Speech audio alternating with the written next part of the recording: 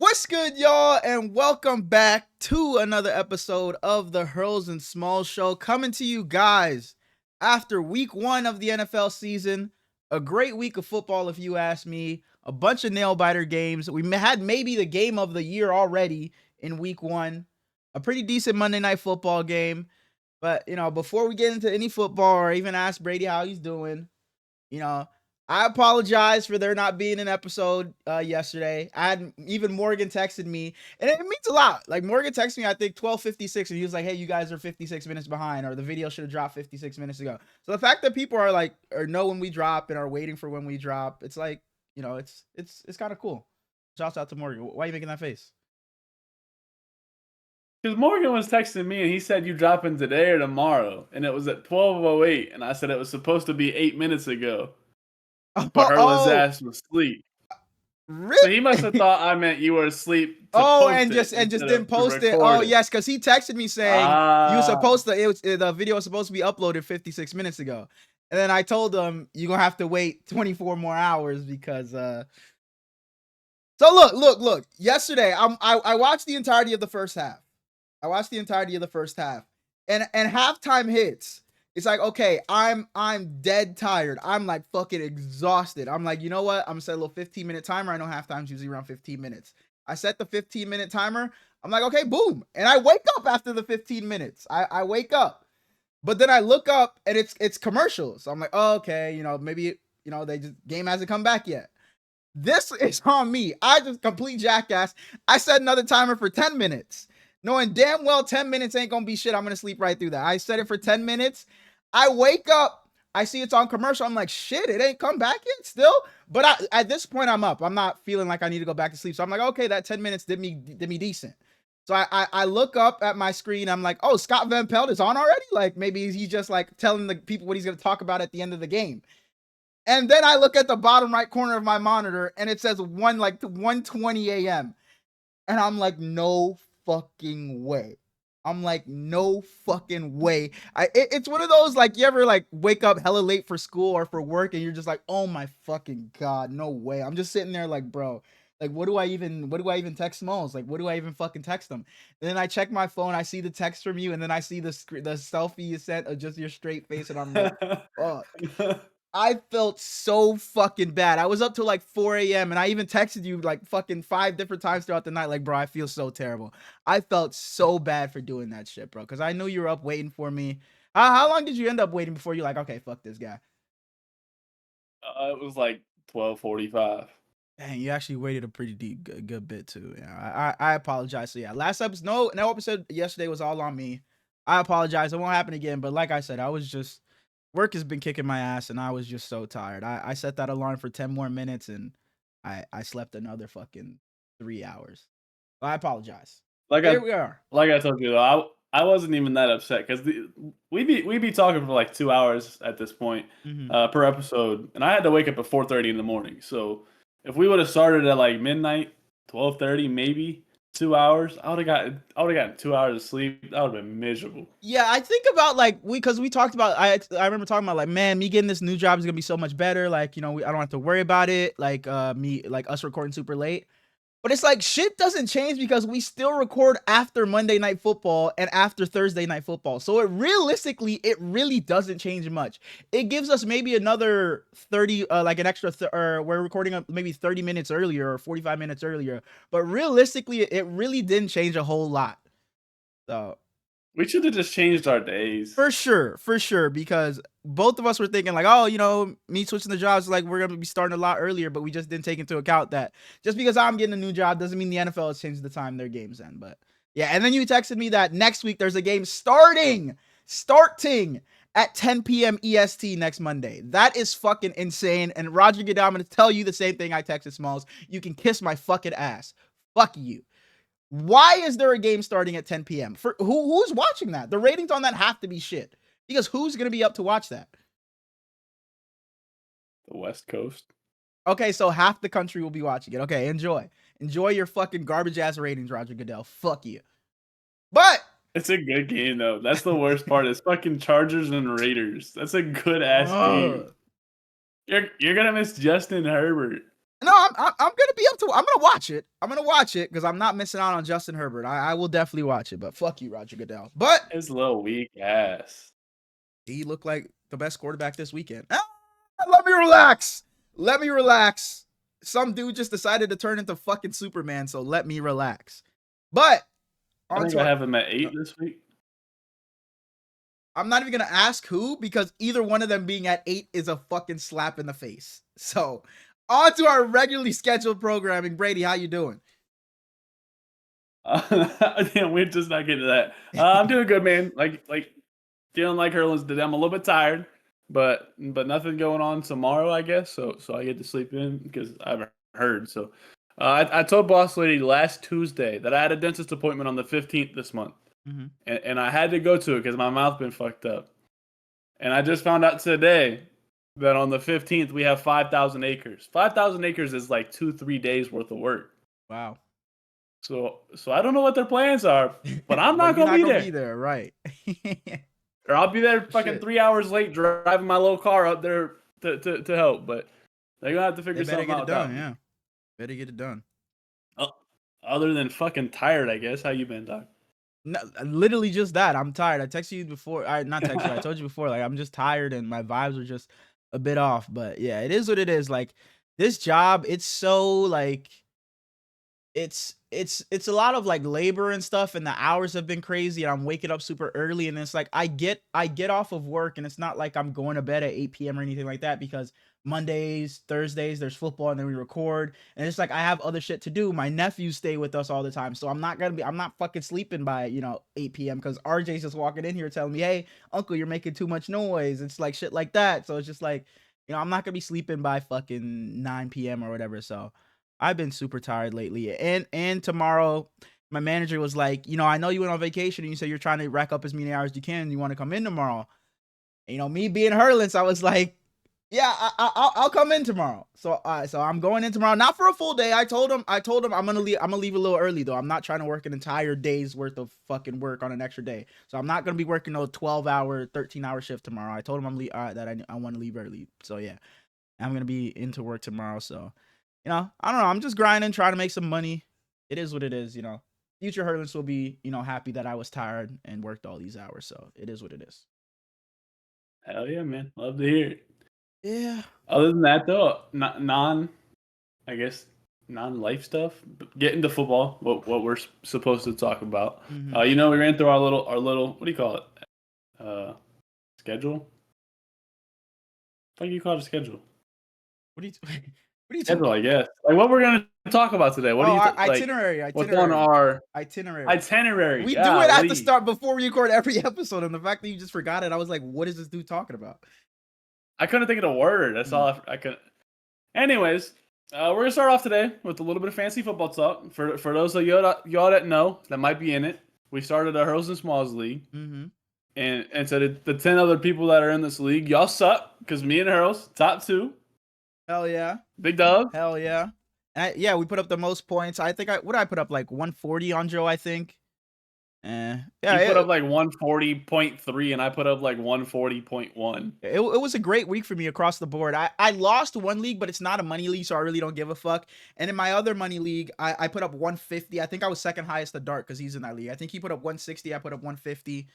Dark played my brother. My brother put up 89 points. So yeah, Dark nearly doubled my brother. But yeah.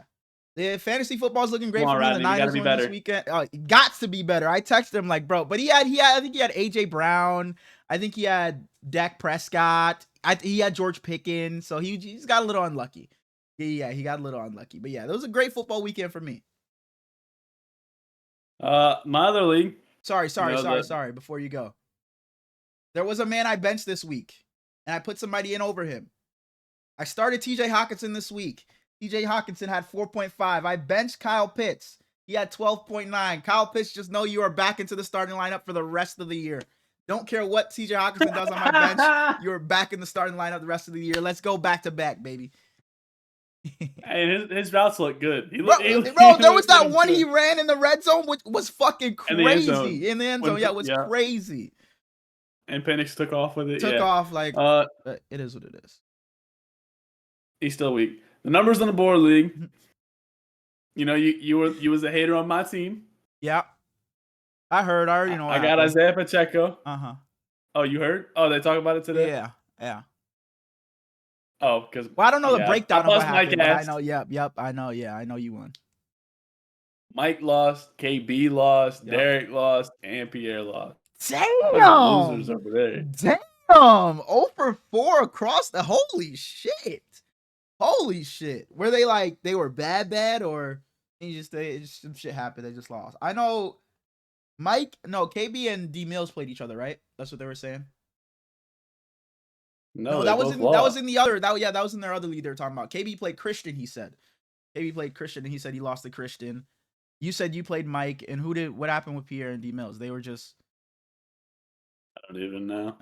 oh. Pierre played Terrence. I know that, and he was going into Monday Night Football up, and Terrence had Caleb Williams and Romo Dunze, and they both played pretty good. So P lost. I don't know what D. Oh, and KB's he said he was up 40 and ended up losing by 30 because Christian had Josh Allen and Zay Flowers, which is fucking insane. To go into Sunday Night Football up 40 and you lose your fantasy matchup by 30. That is crazy. That is it, because Zay Derek Flowers lost by fucking 35. His team this week. And I know Kyron told me he won. Because he came into the Discord talking about Hurley. I know you won this week, right? You know, we winners over here. So I know he won this week. Shout out to him. Kai didn't just win. Wow! He put up the most points in the league. Wow! Does he has CMC again, right? I don't know about again, but does he have CMC? Wow, Kyron! I don't think so. Points. Wow! Look at him, man. That's our guy, man. Look at him. He got Dayton Daniels, Brees Hall, Monty, Malik Neighbors, Drake London, Sam Laporta, Debo, Jacoby Myers. I know Chris Godwin down there in injured reserve, huh? Chris got a guy down there on IR. Shouts out he to got Cedric Tillman down on his bench. Okay, Kai. I see you Shout out over to you, there. Kai. I see you. I'm gonna get Pacheco off the team sooner rather than later, though. Someone gonna fall. I was gonna say, you think you have someone that's willing to bite? If D Mills don't respond soon, I'm a DM him on Twitter. Try to swindle him like Javonte Williams, Pacheco, Chris Olave for Omarion Hampton. I mean, yeah. Just get off of Pacheco. Decent little package. Yeah, for sure. With Chris Olave being banged up already, you don't know what's gonna happen. So I would do that. I would definitely do that. Anything else you got to say on that? In that? No. Great fantasy football week for me. That's all I got. Last thing fantasy related.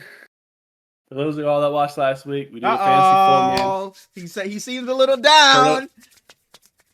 For those of y'all that follow the Twitter, if you don't, it should be in the bio. It's just at Hurls and Smallz. I posted the results on there before Monday Night Football, and I don't know if you would like to go lick yourself. You were up 14.6. 8. Before Monday Night Football, and I had Justin Jefferson left. No, you were up 14.6 or 14. You were up 14.86. And Justin Jefferson had 14.8. So you won by 0.06. Wow! I just pulled it up. And wow. The worst thing is I said, I guess I'm between Theo Johnson and Zach Ertz. Let me get Theo Johnson. And Zach Ertz scored a touchdown. Wow. And me, Dark, and Suge were in Discord, and Joe. We were doing the math. Well, I don't know. Dark maybe done. Well, not even the math. We just looked at it. We was like, damn. Smallz has Bijan. Who else did you have? Damn. Smallz had was it Josh Allen? Justin Fields. Yes, it was Justin Fields and Bijan, and we were like, oh shit, it's over right there. But then fucking Derrick Henry said, nah, Hurlins, I fucking got you. I got you. Shout out to you, King Henry. Shouts out to you. You got us to fucking win. Hell yeah. Start off the season 1-0. Last season was a fucking fluke. This season, we're coming for fucking heads. First and last win of the season. We're coming for heads. Chill out. I'm taking Lamar the rest of the season. All right. We already put them. There's 3 max. we got a new-ish segment this season. I mean, I kind of did it last year, but put a little twist on it. Last year, I just did the top 10 quarterbacks each week. This week, we're rebranding it to the quarterback corner. It's just my top 5 player. Holy shit! The quarterback corner is my top 5 quarterbacks of the week. It doesn't matter what you did the last couple weeks. It's just this 1 week. Pretty self-explanatory. This week's number 1 is the guy who had a better fourth quarter than pretty much every other quarterback's entire slate of a game. Dog. Josh Allen was unbelievable. So 33 for 46, 394 yards, 2 touchdowns, 14 carries for 30 yards, and 2 touchdowns. 4 total touchdowns, over 400 yards. It's insane. Yeah, I don't want to say too much because I'm sure we'll talk about it a lot when we get to that game. But, bro, Mike Tirico read out his stats at the end of the game. And he just read out some stats. He was like, Josh Allen, 16 for 21, 261 yards, 2 touchdowns. He was like, ladies and gentlemen, that was his fourth quarter. And I was like, there's no fucking way that was his fourth quarter. Bro, Josh Allen turned into fucking Superman. He heard those MVP chants for Lamar and said, shut that shit up. I got us. Josh Allen is a different fucking breed, bro. I was watching that game. My brother was pissed. Was absolutely pissed. Me too. Like he was fuck, kicking his son's fucking toy trucks around. Get to it. He was pissed, bro. Josh Allen. Wait, you had him at number 5? Or did you start from the top? 1. Oh, you started from the top. Okay. You started from the top. Okay. My fault. I just realized you said him first. I was like, most people go from bottom up, but okay. Making sure. There's a reason that I started at the top because the bottom gets a little. At number 2, someone on this panel is a big fan of this guy. I got the if man, Justin Herbert. Enough. 25 for 34, 318 yards, 3 passing touchdowns, 7 carries for 32 yards. He played on Friday Night Football, so it's kind of gotten a little overshadowed at this point. But he was absolutely lethal. And we filmed after Friday Night Football, so we already talked about it. We don't have to get into it. But Justin Herbert, phenomenal game. He's that fucking man. Undisputed number 5 top 5 quarterback in the league. He's number 5. There's no debate for anybody else to take that number 5 spot from him right now. I'm not hearing the Jaden Daniels conversations. I'm not hearing the CJ Stroud, Jordan Love, or anything like that. Justin Herbert is in a class of his own at the number 5 spot in terms of quarterbacks. Justin is number 5. You just got the wrong one. It's 7 over there in New York. Continue. At number 3, we got the man that threw the game away. Not literally, it was John Harbaugh not having any balls. Lamar Jackson, 14 for 19, 209 passing yards, 2 touchdowns, 6 carries for 70 yards, and an additional touchdown. His stats don't look phenomenal compared to the first 2 guys. He was amazing. He was brilliant. Yeah. It's Lamar Jackson. We're just used to this. And it wouldn't look better if Derrick Henry wasn't. I was going to say, it's just when you have your running back running for damn near 200 yards, it's like, what more do you want from him? So, yeah, Lamar was great. Derrick Henry breaking the record this year. Hey, I made a tweet, bro. Derrick Henry's going to be elite as long as he decides to play football. He can play till he's fucking 50. He will still be elite, bro. This guy just doesn't fucking age. Shouts out to you, Derrick Henry. And the whole thing of him, still not eclipsing his high school numbers is going a little viral right now, and that's just so crazy to me. Did you see that? Mm-mm. This is his 9th year in the NFL, and he's 600 yards shy of his high school stats. Like total, all of his yards in the NFL have not. Wow, that's crazy. Wow, that's insane. That it took. He had 4,000 yards his senior year alone. Wow, so it's gonna take him 10 years in the NFL to break 4 years worth of high school football. Damn. He's a different breed. And it's not like he was a bum any of those years. He's a different breed. We got the fucking Derrick Henry off of talking about Lamar. This is a quarterback segment. Right.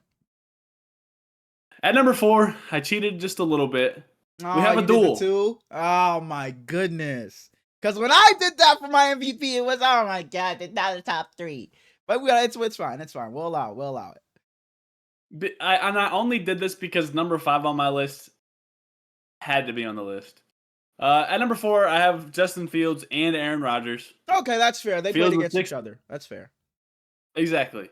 Fields was 16 for 22, 218 passing yards, a touchdown with 12 carries, 48 yards, and 2 rushing touchdowns. Just a brilliant game. You know, he was doing his jet celebration in the end zone when he did a little end around. Mm-hmm. I love Justin Fields to death. I might not miss a Jets game all season. And Aaron Rodgers was 22 for 30, 244 passing yards and 4 touchdowns. He was brilliant. And I don't like Rodgers, but he was brilliant. I love Aaron Rodgers. Top 3 most exciting games of the week? Yeah, for sure. For sure. I think it's the second most exciting game of the entire week, though. Yeah, better than Chiefs Chargers. Yes. I think you missed Monday Night Football though. Yeah, I had to go back, so it wasn't. I didn't relive it in the moment, but I think because Steelers and Jets wasn't expected to be a good game, everybody thought it was gonna be some super low scoring game. Fair. I think that's what boosted it up more for me. But Chargers Chiefs definitely was a good game. But yeah, I think that's second best for me. Speaking of unexpected, a guy that I was absolutely furious when he was given a captain. Absolutely furious when he was announced the starter. Yeah. It's absurd to say, but Daniel Jones was at top. I don't know if he was actually top 5, but he performed at the top 5 level. He had 200. It was 22 for 30 with. No, he wasn't. He was 22 for 29 for 272 passing yards and a passing touchdown with 26 rushing yards and 2 rushing touchdowns. He was brilliant against this weak ass, garbage ass Dolphins team. Garbage ass. And I don't know if it'll continue to be this way for Daniel Jones, but Michael Pittman looked amazing. Tyler Warren looked amazing. Jonathan Taylor looked pretty good. The Colts, I picked them to be one of the worst teams in the AFC, and there's always going to be the team that everybody predicts to be not so good and just makes everyone looks like a jackass.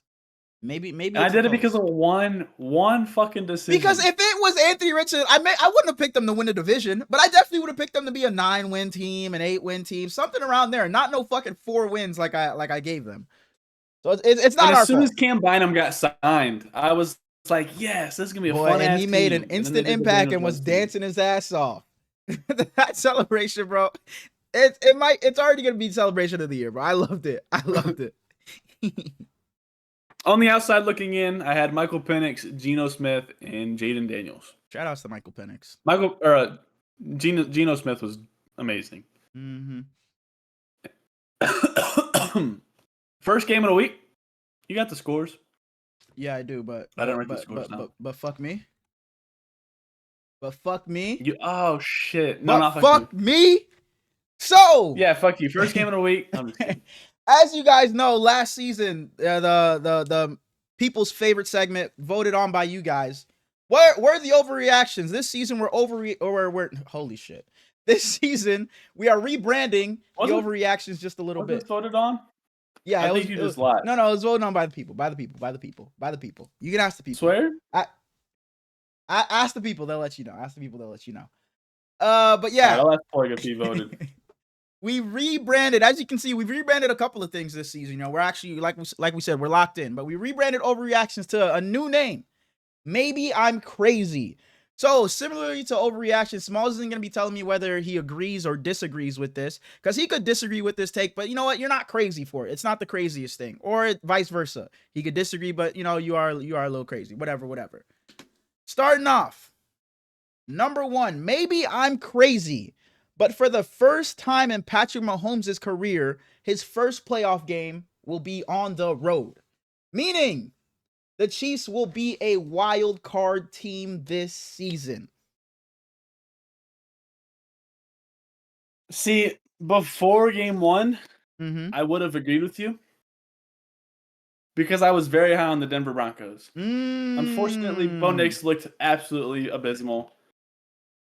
But the Chargers looked great. Can the Chargers keep it up? I'm not sure. I disliked Jim Harbaugh and Michigan, but he's that's because he was at Michigan, right?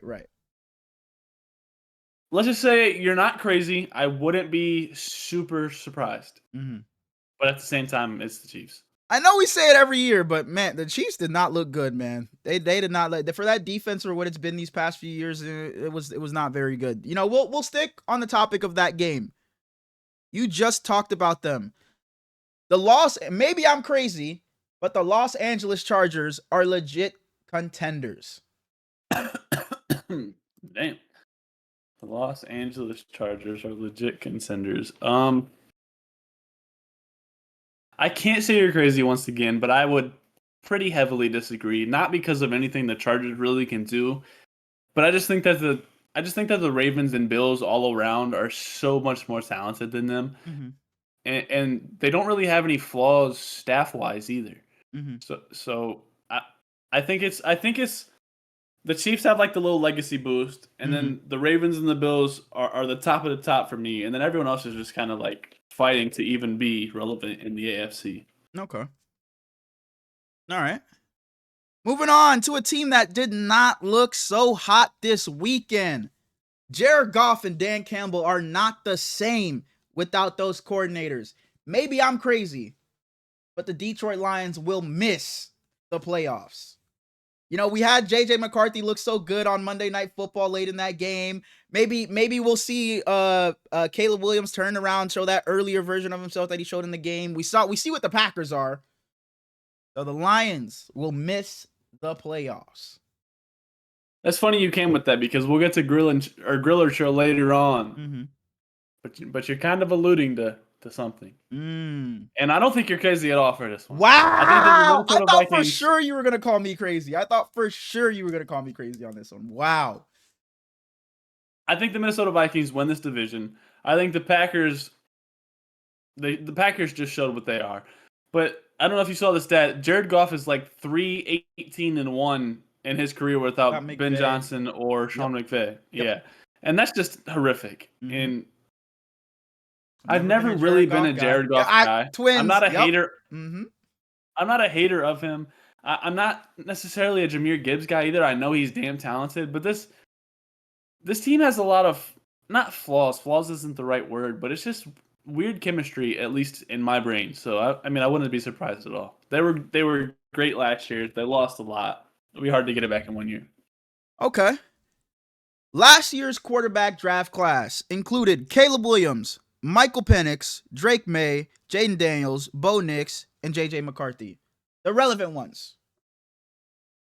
All 6 of those quarterbacks, because we saw JJ McCarthy last night. He looked pretty good. Michael Penix looked pretty good. Caleb Williams has been on and off. Jaden Daniels, we know who he is. Bo Nix looked damn good last year. And Drake May looked good as well. All 6 of the quarterbacks drafted last year will be future Pro Bowlers.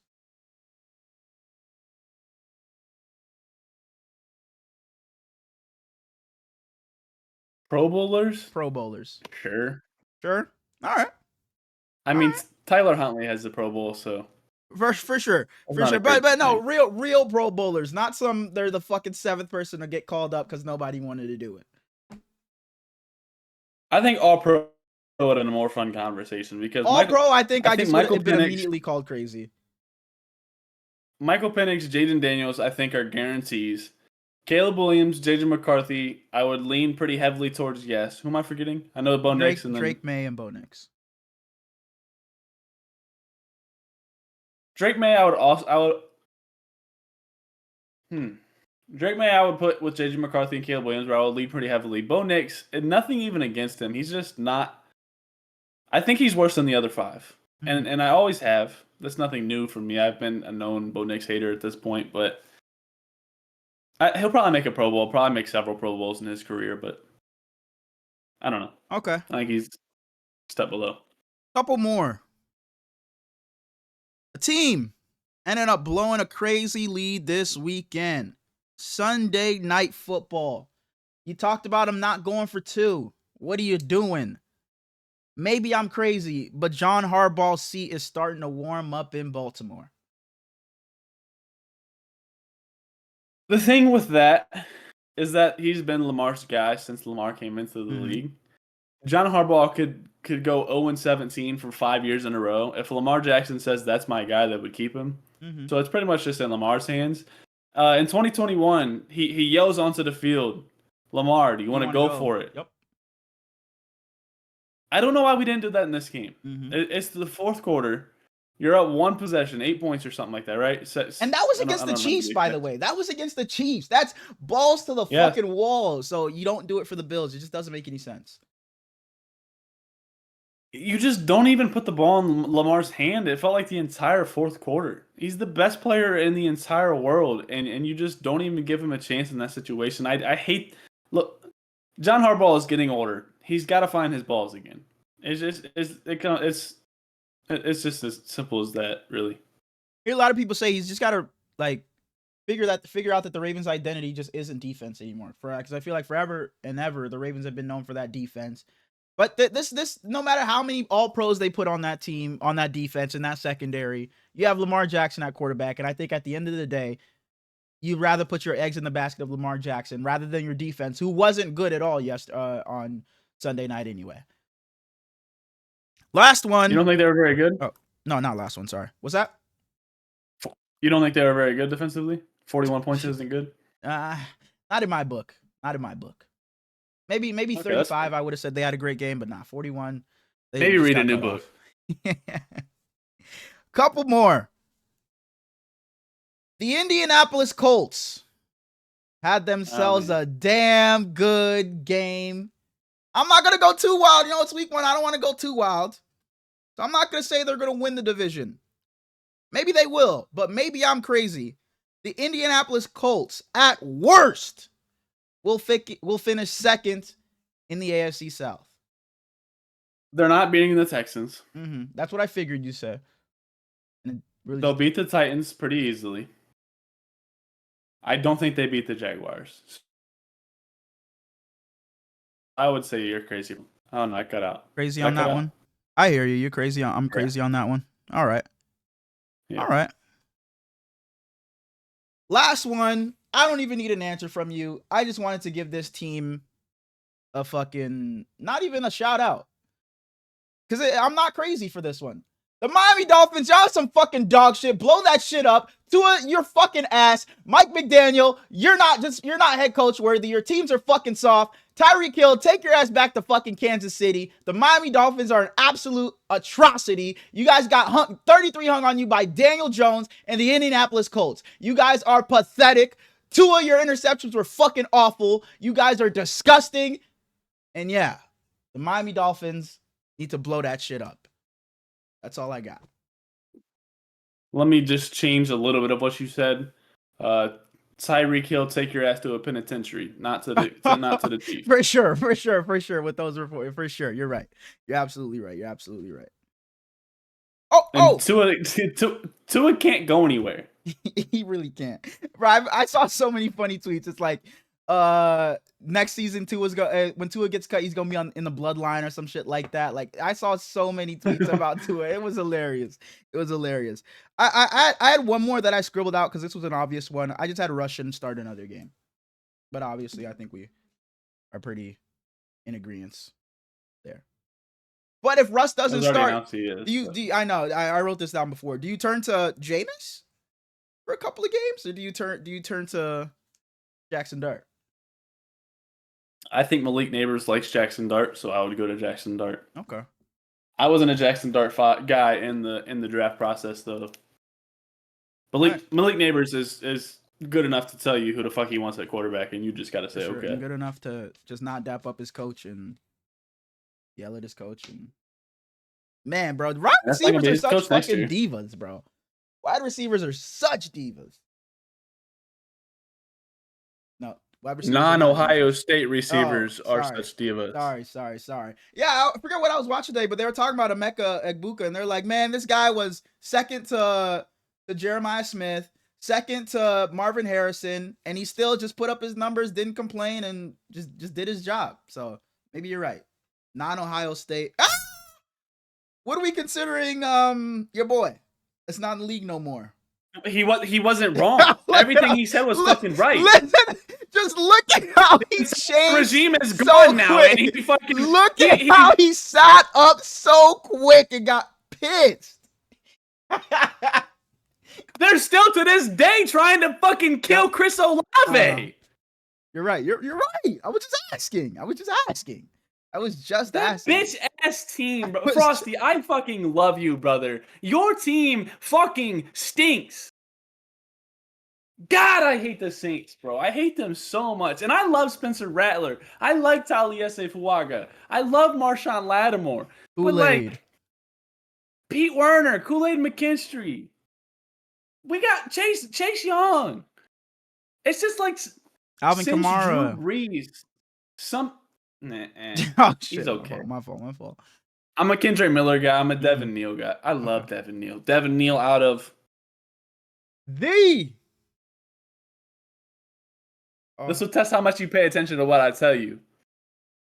Really? Played with Jalen Daniels. Oh my! You start you. You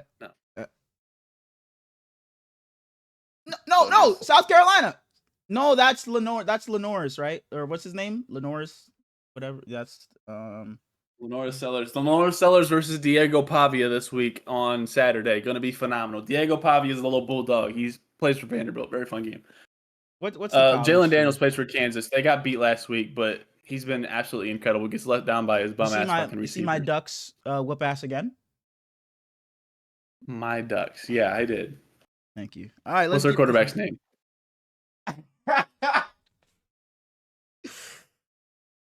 Let's get into the week 1 review.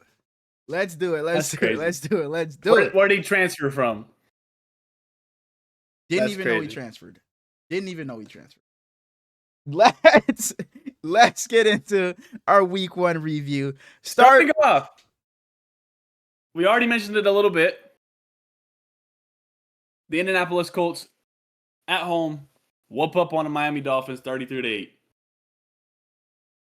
Man, so I had all the games up in here on my monitors and on my phone. I had three different games on at a time, but I had the Dolphins game on in the living room because I'm like, this is probably the game I'm least interested for, so I'll just run back over every now and then and check over. And then I hear Tua fumbles the ball, and I'm like, oh damn, that sucks. And I'm here, Tua intercepted, and I'm like, well shit. And I hear Tua intercepted again, and I hear by Laiatu Latu, and I'm like, what the fuck is going on over there? So I go and stand over there, and I'm like, what the hell is going on in Indianapolis to where the Dolphins are in their asses kicked like this? And I'm watching, and Daniel Jones is fucking diming shit. That ball he threw to Michael Pittman up the right sideline for that touchdown was beautiful. Daniel Jones was fucking phenomenal. And the Dolphins, ever since Mike McDaniel has been there, have just been soft. They're just the flashy team that can just get that explosive play, which it seems like they can't even do anymore. But they were always just the soft team. I forget who I heard say this, but Mike McDaniel went over there and took what Kyle Shanahan does, because he's from the Kyle Shanahan tree, and tried to instill it over there.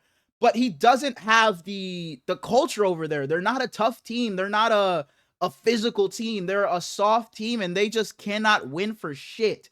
Like, they just get pushed around. They just have no heart, no character. This team is just full of a bunch of just like lifeless, no heart players. They just don't give a fuck, it seems like. And I don't know if Mike McDaniel has lost the locker room, because he doesn't seem like a guy that's going to rally the troops or anything like that. He just seems like a super X's and O's, super smart guy.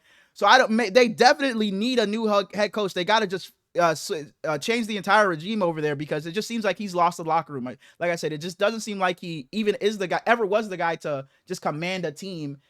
And Tua, man, like you said, you can't even move off of Tua if you wanted to. If you did, you'd be eating so much money.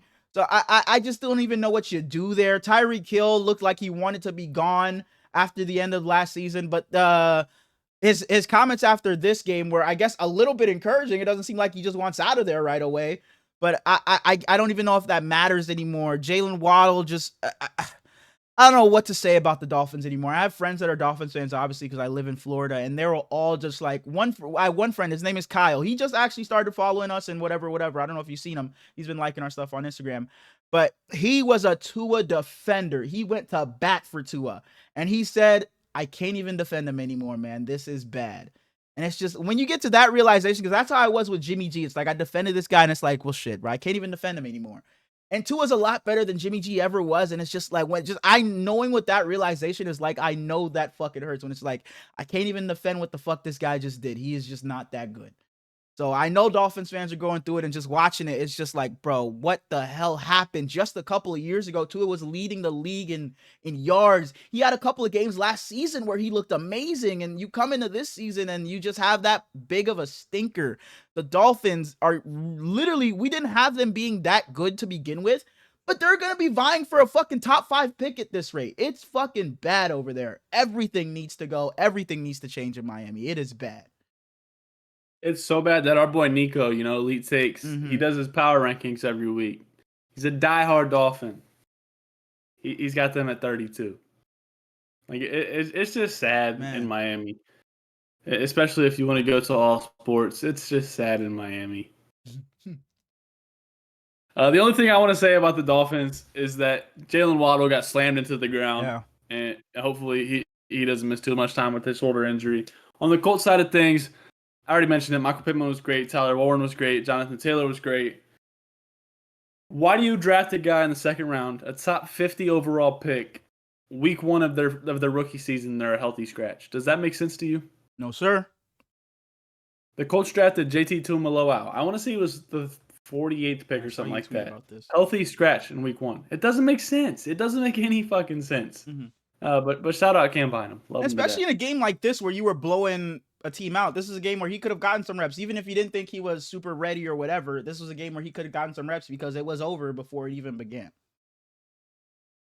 They probably didn't expect that though. We're the weak ass Colts. I don't blame them for not expecting that, but man.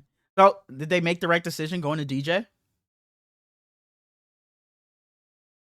Can't answer that, huh? It's gonna hurt you too much to say yes. One of those.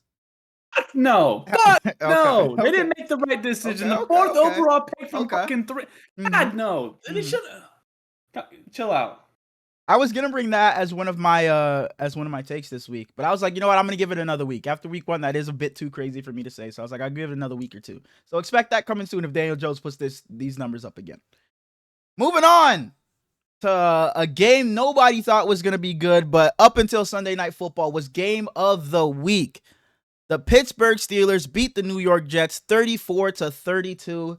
I know you got some people you love on one side, so I'll let you do your thing because boy, did they bowl. Justin Fields might be the greatest quarterback of all time. We'll start things off with that. He looked great on the ground, but everyone expects that. This is the best pocket passing game we've seen out of Justin Fields in a very, very long time. Maybe Garrett Wilson was eating since college. Garrett Wilson was eating. That duo is back.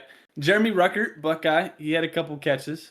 Will McDonald on the defensive end was amazing, and they almost took what is dude's name, Broderick something for the Steelers offensive tackle. Broderick Jones, something like that, yeah. But the Jets had pumped him up a lot, and instead went with Will McDonald. And at that time, it was a lot of like dialogue. Will McDonald ate his ass the entire fucking game. He was just absolutely incredible. Jermaine Johnson on the other side. Sauce Gardner looked good. You got Jamie and Sherfield. Oh, he Sauce again. He Sauce again. Because last year you took away that Sauce name. He Sauce again? This game he was, yeah. Okay. He didn't deserve it last year. I'm just asking. I mean, Demetrius over there in Memphis, does he deserve his nickname right now?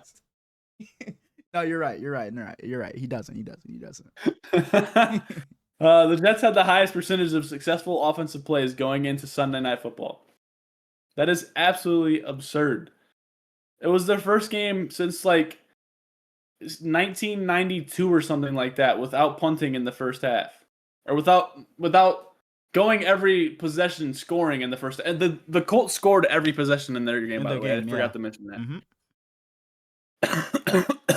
But on the Steelers side of things, Jalen Ramsey was amazing. Aaron Rodgers was amazing. I hate their running back core.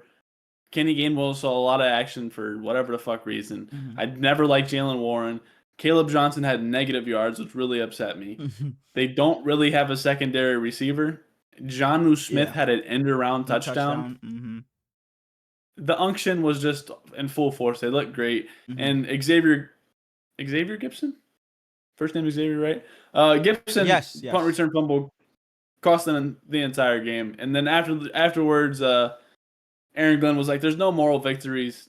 If people are out there making plays that cost us the game, they won't be on the field." And he has to be talking about him. And then I can't think of his name, but 22 to corner for the defense was also just ass. Yeah, you talked about it. I'm going to give some respects here. Your boy, DK. He was damn good in this game. He had a drop early, I think it was, but then after that, he turned things up and he was damn good for Aaron Rodgers. But like you said, they just don't have another weapon outside. But the story of this game, even though the Steelers won, was Justin Fields and Garrett Wilson. That connection, you saw it early. Justin Fields was feeding Garrett Wilson. He had that, it was like a corner route or something. I don't know what it was, but he hit Garrett Wilson for a touchdown, and it was a beautiful ball. I think Darius Slay was in cover. He had a little bit of a game, but yeah, Justin Fields was amazing. You talked about this is the best pure pocket passing game he's ever had. Garrett Wilson, I already mentioned. The defense, I don't expect them to be this bad, especially with Aaron Glenn calling the shots over there. So I guess, and this is for both teams, I expect both of them to kind of regress to the mean a bit. I don't expect Aaron Rodgers of fucking 2015 again, but I don't expect the Steelers defense just to be piss poor again. And I don't expect this from Justin Fields, but I don't expect the Jets defense to be this bad again either. But yeah, Aaron Rodgers, I'm so happy for him because you know I'm an Aaron Rodgers guy, and he looked damn good. And it's just good for the league, I think, to have Aaron Rodgers just good again. And not that he was bad last year, or he wasn't good last year, but people, I think, overblown how bad he was last year. But yeah, it was good to see, but he just doesn't look. Do you think he looks good in that jersey? I think like he just looks. Nobody looks good in that jersey. He looks washed in that jersey. I never use that term, but he just looks like, what the fuck are you doing still playing football in that jersey? It doesn't look good to me. It really doesn't. But shouts out to the Steelers. Maybe they're gonna pull some shit out of their ass again and fucking somehow be over 500, sneak into the fucking playoffs, and just get bounced again. But the Jets should not hang their head whatsoever. They played a damn good game and should be proud of the way they played. Late in the fourth quarter in this game, the Steelers had the ball. It was 34. They were trying to win the game, and Aaron Rodgers threw it right to, I think it was Brandon Stevens. I was trying to look it up. I couldn't find it, though. It was either 21 or 22. I think. Brandon Stevens. I think he's 21. Brandon Stevens. Yeah. And he overdid it and then, like, dove for it. Just a fucking disgusting play. And you see Jermaine Johnson, like, in the back. Yeah. Just nasty, man. And as much as I hate to shout out the Steelers, they brought my guy in today. Shout out Jabril Peppers. Finally back on a team after the Patriots. Yeah, it's disgusting. I hate the Steelers, but and back there with Ramsey and Slay. That'd be fun. Jalen Ramsey was so good. That last, I guess, game saving pass breakup to Garrett Wilson where he absolutely fucking rocked him. He was talking his shit all game, man. Shouts out to Jalen Ramsey. He just gives like Steelers energy. He was just meant to be a Steeler. It just fits. That play was cool though because Garrett was like, I got to come down with that ball, and Justin was like, I should have just taken off with it. They were both putting the blame on themselves instead of the other guys. That's good to hear. The Jets. Sorry, they'll be all right. They'll be all right. Yeah, they'll be good. Moving on, man. Me, Dark Suits. We're talking. We're like, Smallz better not sugarcoat this one. We you know, you said you got something to say about Bo Young was some fucking ass, bro. All right. Bryce Young, I love him to death. They lose 26-10. The only thing that looked good on this entire I like Dave Canales a lot as a coach. I think that he is an intelligent mind. I think he's going to get this team turned around eventually. This might not be the year. Lathan Ransom should be on the football field more, first off. But Bryce Young, everybody was talking up the end of last season so much. And Jalen Coker, I think, would have made his life so much easier. Adam Thielen would have made his life so much easier. Xavier Legette doesn't even know how to play football. I don't get why they traded Adam Thielen. It's just like the Vikings just needed somebody, and they were like, "Here you go, you can just have him." I just don't get it. I guess, but like if I'm thinking in the best interest of Bryce Young, I'm pulling like what Jacoby Myers said. I asked for a trade, and they said no. Adam Thielen asked me. I said no. That's it. That's it. But Nalo did about as much as he can. A rookie receiver coming in, being your immediate alpha. Chuba Hubbard, pretty disappointing. Rico Dowdle, pretty disappointing. They don't really have a tight end. Shout out to Tavian Sanders, but like The Panthers offense, there was nothing fun about it. Bryce threw 2 picks. His first one was absolutely terrible. It was never even almost open. Mm-hmm. He just fucking threw up a prayer. His second one, he threw it high to Chuba Hubbard, not Chuba Hubbard, to Rico Dowdle, and it just went off his fingertips. Shout out to the Browns. They did that twice to Joe Flacco. Some bullshit. They're the Bengals. The Bengals. Like they picked them off twice. No, are you saying the Browns? Browns. Yeah. Sorry. The Panthers, I like I said, I loved them going into the year. They did nothing proper. Nick Scowerson didn't play much. They played Wanham over him. Princely didn't really do a damn thing. J.C. Horn might have made the play or the catch of the year on his interception. Nah. It should have been a bomb. DeAndre Hopkins might have something to say. Isaac Tesla might have something to say too. Yeah, there were some good catches. But shout out to Jaguars, man. They look way better than I expected them to. Mm-hmm. I don't like the Tank Bigsby trade. I don't really know why we gave him away for a 5th and a 6th, but they saw one game out of Jeremy Etienne, saw he was back, and said, "All right, Tank, you can go." You know, I guess, but yeah, this game didn't get enough. Did I say Trevor? Which one? Travis, sorry, because I know Trevor's on the fucking Panthers. So my apologies. But yeah, this game had that lightning delay. So after that lightning delay, it's like, oh, I really got to tune back into this shit. Yeah, and it was gone for a minute. It's like this game's at halftime while the 4:30 games are just getting started. So it was like, what is going on here? But Trevor Lawrence, I think, played pretty well in this game. Before I get to the Jags, you were talking about the Panthers already, so let me continue on the Panthers. The Panthers, and you talked about how hyped they were coming off of last season. I just didn't see it because not that the Panthers, and I was talking to Plug about this in my stream. You shut your dirty mouth. It's not because I didn't think the Panthers were an improved team or Bryce Young wasn't improved. I just, with them improving, who were they going to pass up? Like them being better could still be them having the same record or just being better by 2 wins. But that doesn't mean they were a worse team. It's just they're not better than any of the other NFC teams. Realistically, there was just no team that they were going to pass up. That's why when I made my record prediction, I looked at it like, damn, am I low on the Panthers? But no, there's just no realistic team that they're just going to jump based off of what they did in the offseason or based on how they look at the end of last season. And you already talked about Bryce, so I won't get into it too much. I know it's a soft spot for you. He did not look good whatsoever. But I thought Trevor in the offense looked solid in this game. BTJ wasn't involved much. I think Travis Hunter looked solid in this game. He got a couple of snaps on defense. I don't want to see him on. It's one or the other, defense or offense. I don't want to see him flip-flopping, but it wasn't too many on defense, so I won't complain about it. The Jags defense, I'm not sure if it was just because it was the Panthers. They looked somewhat decent in this game, but I'm not expecting that whatsoever for the rest of the season. But like I said, I think Trevor played fine. I would like to see him play a bit better. But overall, the overarching story from this is just the Panthers and Bryce Young not taking that step, because you can lose this game, whatever. I think I don't think the Panthers season is determined off wins and losses. I really think it's just what does Bryce Young look like in this first game. It wasn't very good. I'm not going to overreact to it too much, but I hope that Bryce Young's end of the season little flurry wasn't just a flash in the pan. Right after this delay, Brian Thomas Jr. took that end around for a touchdown, and I was sued because I took him second round in the NOTB league, and it was only because he fell in my lap. I didn't even want him. Points. He had one other catch, I think, like that. He didn't do shit else besides that. Nothing. I was nervous. We can move on now. To the Cardinals and the Saints. The Cardinals beat the Saints 20-13 in a game that had some decent drama towards the end. The Saints tried to go down and make a game game winning. They probably would have went for fucking 2 for all we know. Drive, and they fall short. Spencer Rattler, he made a couple of throws late. He was like, damn, if he could have hung on, dang, it was almost there. He had a couple of guys, but they just didn't end up getting it done. No one really expected him to do it, but they were a lot more competitive than what I thought. Spencer Rattler looked decent. I'm not a Spencer Rattler guy, but I think he can be solid, and he made a couple of throws, especially that one late with the game on the line to Jawan Johnson. You put it on the money. He just can't come down with it. Him and his offensive, Spencer Rattler being him, and his offensive lineman were already celebrating hands up because it looked like Jawan Johnson came down with it, but he hits the ground and wasn't able to secure it.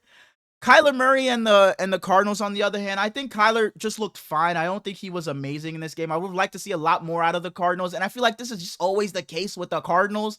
So hopefully they can pick it up, but I feel like it's always the same thing with them. I expected a lot more out of them in this game. 20 points just isn't going to cut it for an offense that I think can be a lot more. But Will Johnson looked damn good in this game, so shouts out to them for actually being the ones to take him in the second round and not be idiots and let him fall. Niners, we should have fucking took him.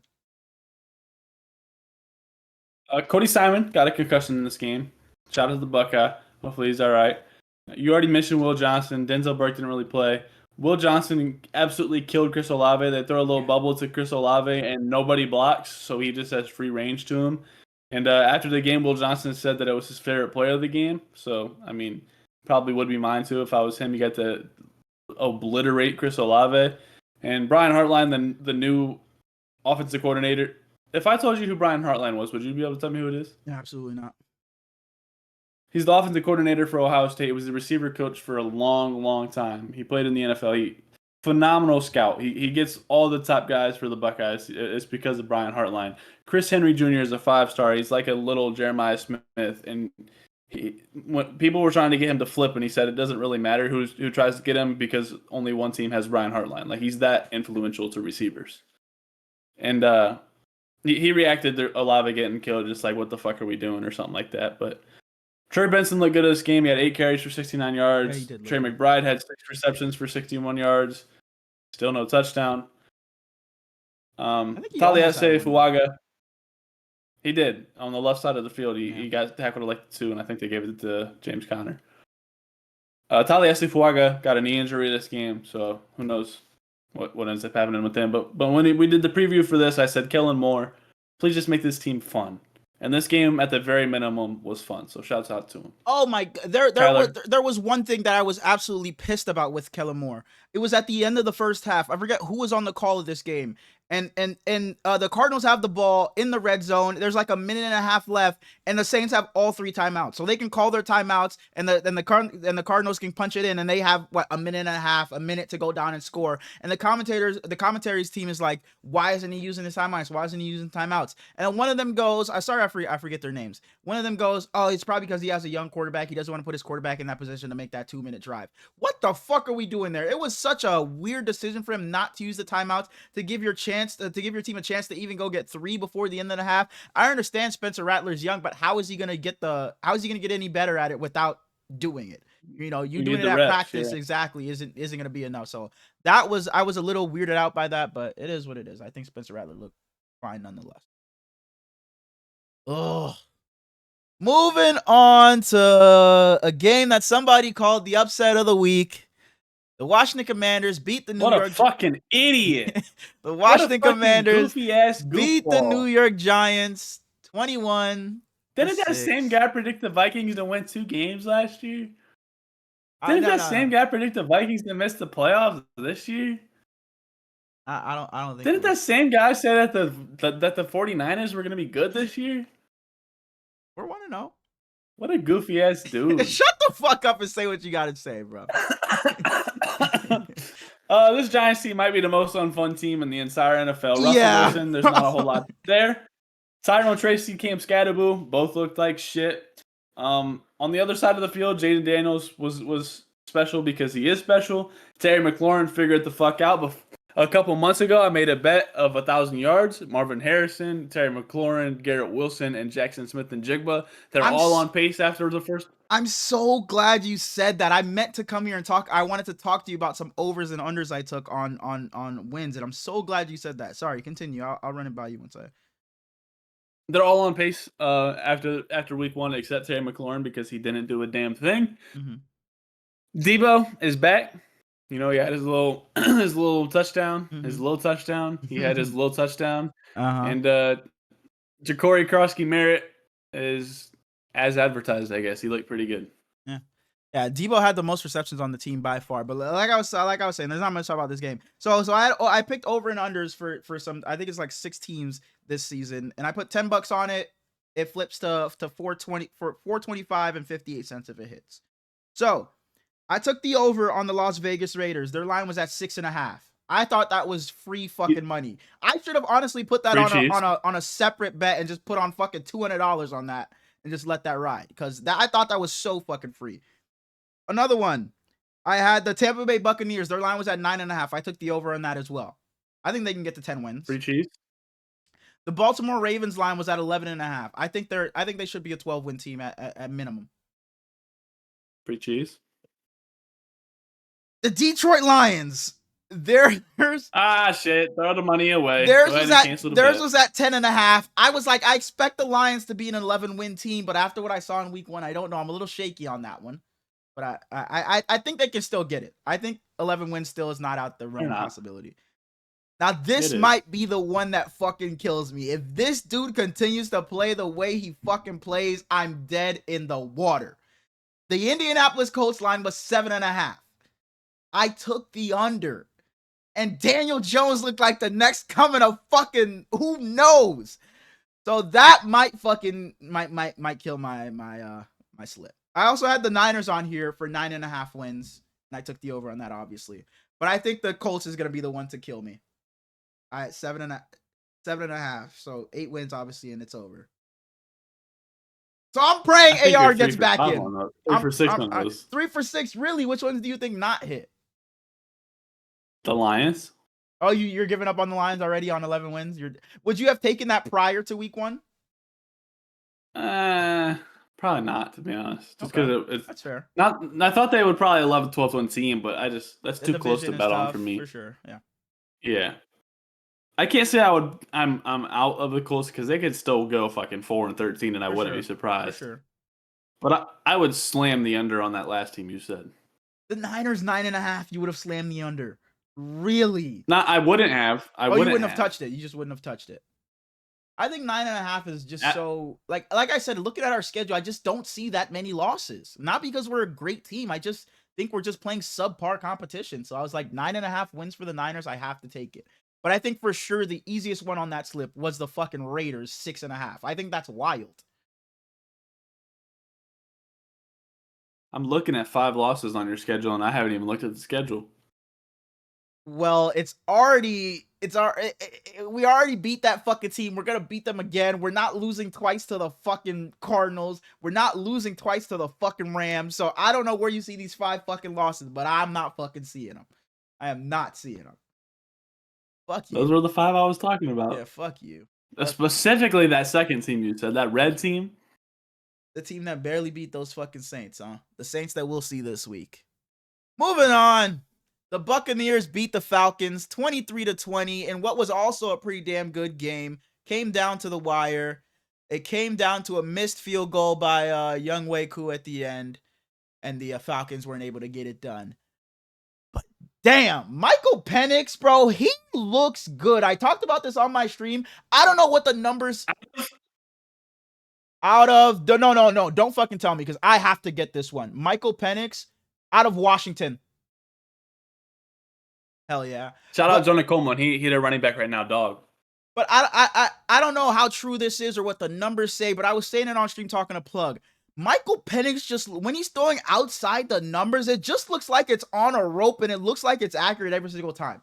I don't know what the numbers say, but it feels like every time he's throwing an out route, it looks like it's on the fucking money. And he had some darts in this game, some absolute fucking darts. He looked amazing in this game. Baker Mayfield looked amazing too. Not gonna say amazing, but Baker Mayfield also made some throws. He had like a seam ball to, I think it was Emeka Egbuka. That was a phenomenal throw. Shout out to Emeka Egbuka. He looked great in this game. Bucky Irving did his thing in this game. He wasn't great. He had a couple of nice plays in this game.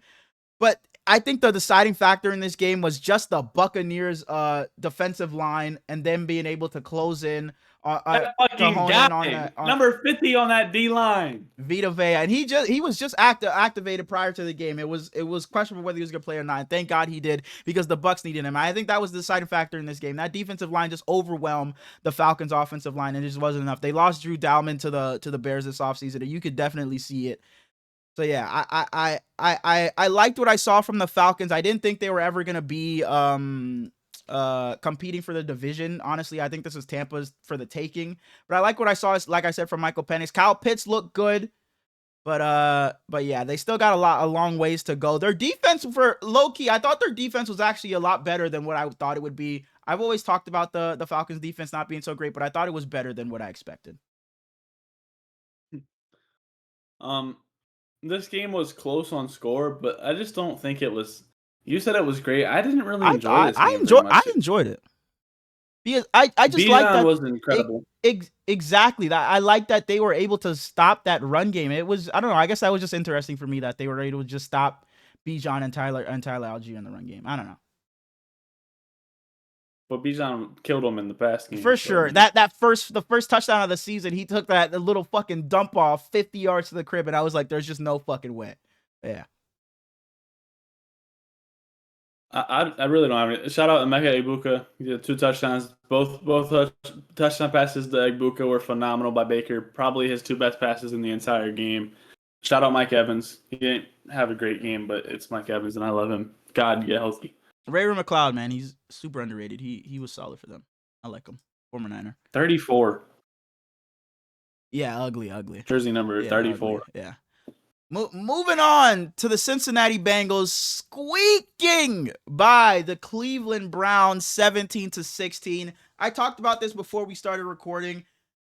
Myles Garrett is the best player in the fucking NFL. Watching this game, I don't know why I had this game on my screen as much as I did, but for whatever reason. Whoa! You better add defensive to that fucking sentence. Fuck no. Myles Garrett is the best player in the NFL. Wrong. Offense, defense, special teams. He's the best player in the NFL. He was all over the Bengals. He was all over them. And that entire defense played good. I texted you in the middle of this game. Greg Newsome was fucking phenomenal in this game. That entire Browns secondary was great in this game. They were all over Joe Burrow and these Bengals weapons. T. Higgins and Jamar Chase were shut down in this game. There were 2 separate plays. Greg Newsome made both of these plays. Jamar Chase and T. Higgins had one and it was on opposite sides of the field. They catch a ball on the sideline, but Greg Newsome is there to push them out of bounds and knock the ball out. He made some big plays in this game. I already talked about Myles Garrett lived in the backfield, but what killed the Browns in this game were those 2 fucking turnovers, man. And it fucking pissed me off because the Bengals didn't deserve to win this fucking game. They did not. And people talk about the Bengals defense fucking showed up. Bengals defense showed up. I mean, I guess they made timely plays, and that's all that fucking matters. The opportunity was given to you, and you capitalized on the opportunity. So I guess you had both of Joe Flacco's interceptions where the receiver bobbles it and then knocks it up into the air, and then somebody, exactly, I hate that shit, and then somebody is just there to just scoop it out of the air, and that's their 2 interceptions. It's not like they made great plays and broke on the ball or anything. The receivers just fumble the ball and knock it up into the air, and the corners are just there to grab it. So I thought Joe Flacco's fine in this game, and also the Browns win this game if their fucking kicker can kick.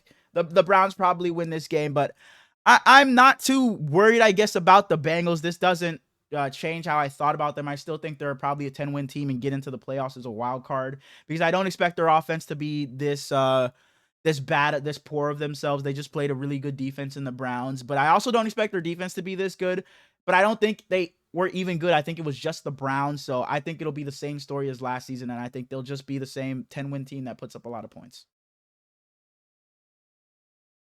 Jerry Jeudy has to be better. Cedric Tillman ruined the game at the end for them. Cedric Tillman had a great game, but that tip-up interception at the end cost him the game. Dylan Sampson looked absolutely phenomenal. He had the ball like every play, it seemed. Oh. Rocket Sanders was my favorite running back in this class. Scored a touchdown. Just a name like Rocket is like, you got to be a fucking dog. Yeah, and he's gigantic, and he's fast as shit. Sounds like your type. Phenomenal. Jerome Ford should not be seeing the field. Rocket should be their backup. You mentioned the defense. You mentioned the kicker. I can't believe that they didn't announce that Andre Schmidt was cut immediately after Jake Moody. My goodness, bro. My goodness. He was bad. Bad is a compliment. For sure. We can move on. All right. Moving on to the Las Vegas Raiders beating the New England Patriots 20-13. This game, I wasn't really watching much of it, so you can take this game. I watched a bit of it. Geno looked good in what I watched. Drake May wasn't too hot, but yeah, you can take the. Brock Bowers had a little leg injury going into this game, and Pete Carroll was a Michael Mayer fan this entire offseason, as in Michael Mayer out of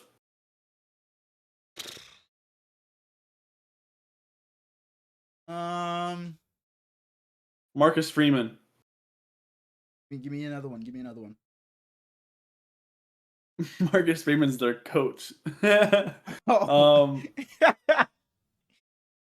Jeremiah Love. That doesn't help you. He's still in college. Kyle Hamilton. Oh, Notre Dame. Notre Dame. Michael Mayer outsnapped Brock Bowers today. He played 65% of the snaps. Brock Bowers only played 50% of them. Brock Bowers had 33 snaps. Michael Mayer had, I don't know. But Chip Kelly called a drop back on 84% of the snaps that Brock Bowers was involved in. So, I mean, they still want to get him the ball. It just seems like they like Mayer more as a blocker. On the Patriots side of things, Milton Williams, Harold Landry both looked very, very good on the edge. Williams. Robert Spillane didn't do as much as I wanted him to on the outside. Carlton Davis had a decent little game. Christian Gonzalez, please come back as soon as possible. We need you. I don't understand why we cut Jabril Peppers. Keyshawn Booth led the team. This is a we? When Jabril Peppers is involved, yeah. Okay. Oh, so the Steelers are a we now. Dark. Got a new fandom, or got a new person in your fandom. No, because the Steelers cut Justin Fields. Fair. Keyshawn Booth led the team in receiving yards. Stephon had a decent little game. He wasn't anything special. He got a lot of receptions late. Pop Douglas had a touchdown. That was cool. Drake May's only interception in this game was when he got hit as he threw it, and it was a slight little overthrow when he was targeting Stephon Diggs, and Isaiah Polamau ended up bringing it in. So, I mean, it wasn't really – it was a bad throw, but he was getting hit, so I don't blame him too bad.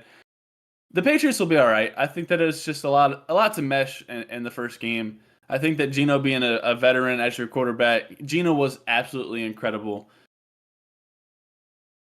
Jacoby Myers was good. Dante Thornton had 2 catches for 45 yards. The one on the right side of the field, that was great. Ashton Jeanty wasn't as fun as I wanted him to be. Zamir White saw some snaps. I don't know how he slipped Geno a had lot in that backfield. I don't know what was going on in Gillette Stadium. It feel like he slipped every single time. He had that crucial one on like 3rd down where he slipped and he even beat himself up about it. He was like, fuck. And it looked like he just planted his foot in the ground and just stubbed his fucking toe, kind of. I know exactly what player you're talking about, yeah. I think both of these teams will look better as the season goes on. This wasn't... The Raiders pulled out the win, but I don't think either one of them looked amazing. Moving on. Sure. The San Francisco 49ers beat the Seattle Seahawks 17-13. What many called the game of the week prior to Sunday Night Football. And I tend to agree. All I can say for this game, shut up. For any of y'all that didn't watch Hurling's stream, he had gave up on his team early. He had gave up on the season. If you don't follow me on Twitter, you know I gave up on the season. I said the 49ers season started in week 1 and ended in week 1. How could you fucking blame me with the way things were going? How could you blame me? Because my goodness, was it looking bad. This was not so good performance by the offense, but man, thank God for Robert Saleh. Thank fucking God. He loaded up the box, put 8 in the box, ran 5-man fronts. That's what we needed. Not no shit that Nick Sorensen was doing or fucking fucking Wilkes was doing. Thank God for Robert Saleh. He saved the fucking day. Because that defense was sensational. They were awesome. Nick Bosa was Nick Bosa. Fred Warner had an injury scare early, but he came in and he was phenomenal. D. Winters, the Dre Greenlaw replacement, was phenomenal in this game. The young secondary, I told you guys his fucking name 100 times this offseason. Diamador Lenore will end this season as a consensus top 10 cornerback in the league. Top 10. Renardo Green made plays in this game. He had a bad play early on, but made a huge play at the end where it looked like JSN came down with that contested ball, but he was able to rip it out at the end as they went to the ground. Upton Stout made a big play on that final drive for the Seahawks where he knocked up a pass that was intended for JSN.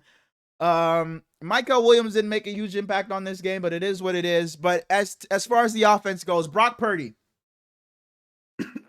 This is saying a lot, but obviously, it's crazy to say outside of 2 interceptions. But outside of those 2 interceptions, I think Brock Purdy played a masterful game. But you did throw those 2 interceptions, and they were fucking atrocious. They were awful. The first one, he's made that throw before, and he loves doing that layer throw where he just gets it over the linebacker and it lands right in the receiver's hands. But it's just. I'd rather him not do it than do it. The risk and reward just isn't there for me. And then the second one was just some jackass fucking bullshit. Ricky Pearsall had fucking 4 dudes all over him, and Brock Purdy just says, "Fuck it, my guy is down there somewhere," and just lobs it up. And if somebody would have fucking picked it off, there were 4 guys there. It was a bad play by Brock Purdy. But Brock Purdy's first drive and the last drive were just the two best of the game. Last drive, he was so clutch. He was 6 for 6. Purdy should have had 3 interceptions. He's lucky that fucking Tungus made that play at the end. He was, but he made the play. He was phenomenal on that last drive, outside of that last throw, obviously, but it ended up being touchdown. He was 6 for 6 on that last drive. Ricky Pearsall was amazing in this game. I also talked about him, so shouts out to Ricky Pearsall. But yeah, that's all I gotta say about the Niners. As far as the Seahawks go, man, their run game did not look good. Their run game was putrid. It was a lot of Zach Charbonnet early in this game. I was like, where the fuck is K9? Is K9 hurt? Then he just came in all of a sudden, and he wasn't able to do much either. And outside of JSN, this offense had nothing. Nothing. Literally JSN and no one else. Cooper Kupp was not a factor in this game. The running backs weren't a factor in this game. Fucking Jake Bobo wasn't a factor in this game. There was nobody else but JSN in this game. Sam Darnold, it literally couldn't trust anybody else because even Cooper Kupp had a drop, and Cooper Kupp has been one of the most sure-handed guys, but he had a drop late in this game. So I don't know how much I can trust this offense. The offensive line actually held up better than what I thought they would do, so I can't blame them. I'm not sure what the problem was. I guess it was just the run game, that they couldn't get the run game going, so the passing game wasn't there. But man, this defense, I already said it was probably going to be top 5 in the league. They were phenomenal, but this offense scares me, especially that running game. As JSN had 124 of Sam Darnold's 150 passing yards. Like, that's just disgusting. George Kittle's out for a few weeks with his hamstring. Nick Bosa pushed the tackle to cause the fumble to win the game at the end. Clutch, yeah. Nick Bosa's second best in the world. Defensive end? Top 5. Top 5 for sure. Top 5 defensive ends for sure. I think maybe top 3. If we're counting Micah as a defensive end, I think Micah's better. I think Myles Garrett is better. Maybe TJ Watt. Is he better than healthy Aiden Hutchinson? I think so. I think Nick Bosa is. I think Nick Bosa is better than Max Crosby. I think the ones I would take over him are Myles Garrett, Micah Parsons, and TJ Watt. Fair enough. Nick Eamon-Warrior got an ankle sprain this game. Yeah, he might end up on IR. Yeah, early in this game. Brock Purdy got hurt in this game too. Juwan Jennings got hurt in this fucking game too. There was a report just randomly came out. Brock Purdy's dealing with a shoulder injury and a toe injury, but apparently the shoulder isn't one to worry about. It's the toe that they're worried about, so he's questionable for Sunday's game. Juwan Jennings, MRI came back clean, so he'll be fine. And we also signed Kendrick Bourne. Welcome back. Who's your backup quarterback? Mac Jones. And I told my brother about this. He was like, damn, y'all gonna lose to the Saints? I was like, nah, Mac Jones can beat the fucking Saints. So I'm not really worried if Brock Purdy doesn't play. I think we should still be the heavy favorites in that game, because I think Mac Jones should be good enough to win. If Brock Purdy don't play, Mac Jones got us. Mac Jones got us. That is crazy. So the only reason you don't root for us is strictly based on Brock Purdy. What this guy said, Mac Jones got us. Wow. You know what? Brock Purdy, sit this one out. I want to see Brady root for us. Sit this one out, Brock Purdy. You're good. You're good. We don't need you. Moving on. Damn. One of us up here said they had a lot to say about a certain somebody. The Denver Broncos beat the Tennessee Titans 20-12. Go ahead. I can't even lie. I'm not gonna talk a lot of shit about Bo Nix. Okay. Coming into the league, I absolutely hated the guy. I like Bo Nix on like appearance wise. Like I like just like all social media shit he does. Bo Nix seems like a fun guy. He looked like a straight up high schooler playing in the NFL this game. He looked like dog shit. He looked like early last season Bo Nix. He looked like the same Bo Nix that came into the league. The Broncos, I wanted the Broncos to be good. They weren't. Bo Nix threw 2 interceptions. His first one, he rolled out to the left and then turned his whole body around and just threw up a prayer to Cortland Sutton. It wasn't close. It had no chance. His second one, he drops back. He's looking right to the right side of the field at Troy Franklin, and he makes a good throw. Xavier Woods just dives and makes the pick, but that's 2 interceptions that you just shouldn't have had. J.K. Dobbins was solid in this game. I thought R.J. Harvey would see a higher percentage of the snaps, but he didn't. J.K. had 40 snaps. R.J. Harvey only had 22, so that's a good sign. And J.K. Dobbins broke off that touchdown. Awesome. Mm-hmm. Wide receiver snaps for the Broncos. I was very curious to see how this would look. Cortland Sutton played 72 snaps, 95% of them. Troy Franklin played 45, which was 59% of them. Marvin Mims played 53%. Trent Sherfield played 34%, and Pat Bryant only played 4 snaps, which is a little disappointing to me because big guy, big fast receivers. That's my thing. On the tight end side of things for the Broncos, I thought Evan Ingram had a chance to be top 5 in the whole league this year. I think that the offense the Broncos could put him in would just be great. Adam Troutman played 44 snaps. Evan Ingram only played 26, and Lucas Kroll played 22. And Evan Ingram got hurt, when you're, didn't he? I don't know. I think he did. He could have. He had 3 receptions on 4 targets for 21 yards. He might have got hurt. That would make more sense to why Adam Troutman was just out snapping him. Cam Ward had no help though. On the Titan side of the ball, Brian Callahan, is that their coach's name? Yeah. He won't make it very long. Whoever their offensive coordinator is won't make it very long. Just fucking fire sale everything. The receivers, get rid of everything. Tony Pollard, you could probably stay just because you were good last year. But I like Elik Manor. I think he had 2 receptions on 7 targets. Jameer DK didn't do a thing. Tyler Lockett wasn't good. Calvin Ridley had some drops.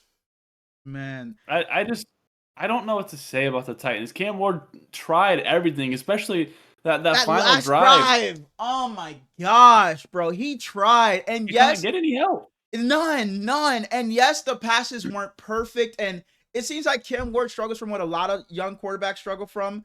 It seems like he just feels like he needs to fucking put as much heat as he can on every pass, because on that last drive he was firing balls into like gaps and stuff.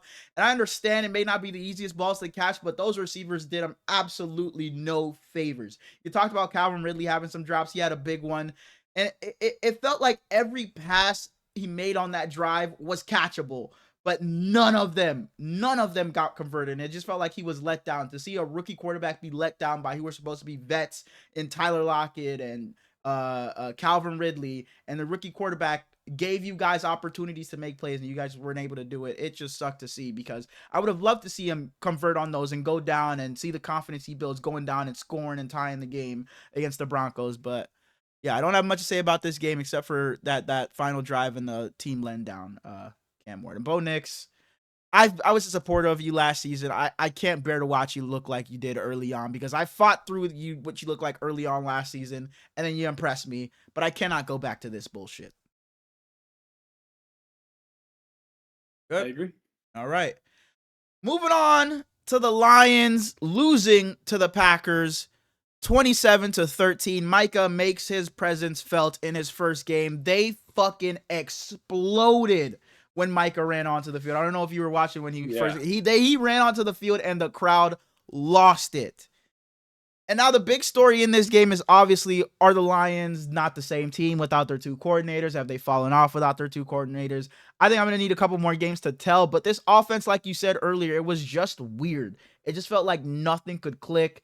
And I don't know if that's more of the Packers just having such an elite defense, because Micah Parsons being there, though he wasn't just a huge game wrecker, him being there, just his presence alone opens up the game for guys like Lucas Van Ness and Rashawn Gary. Rashawn Gary, I think, had a sack and a half, and so, but yeah, the Lions, Jared Goff did not look good. You talked about his record without McVay and Ben Johnson.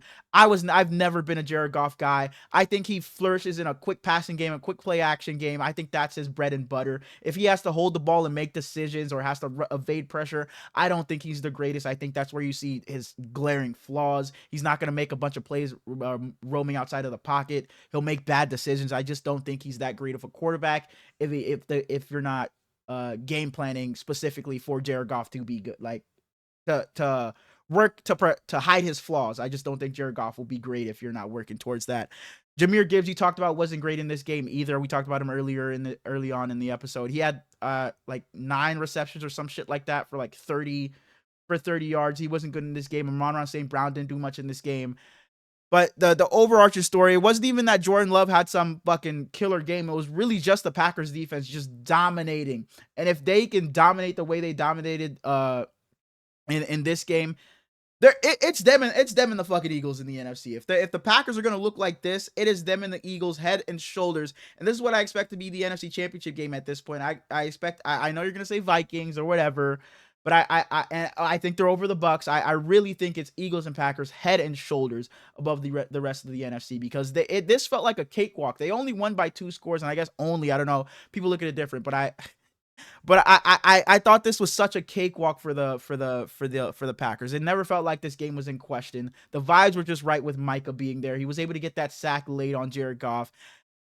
I don't know how I do have a little bit of trepidation with the Lions, because yeah, I understand losing your coordinators, but it like damn, this was just such a flip of the switch.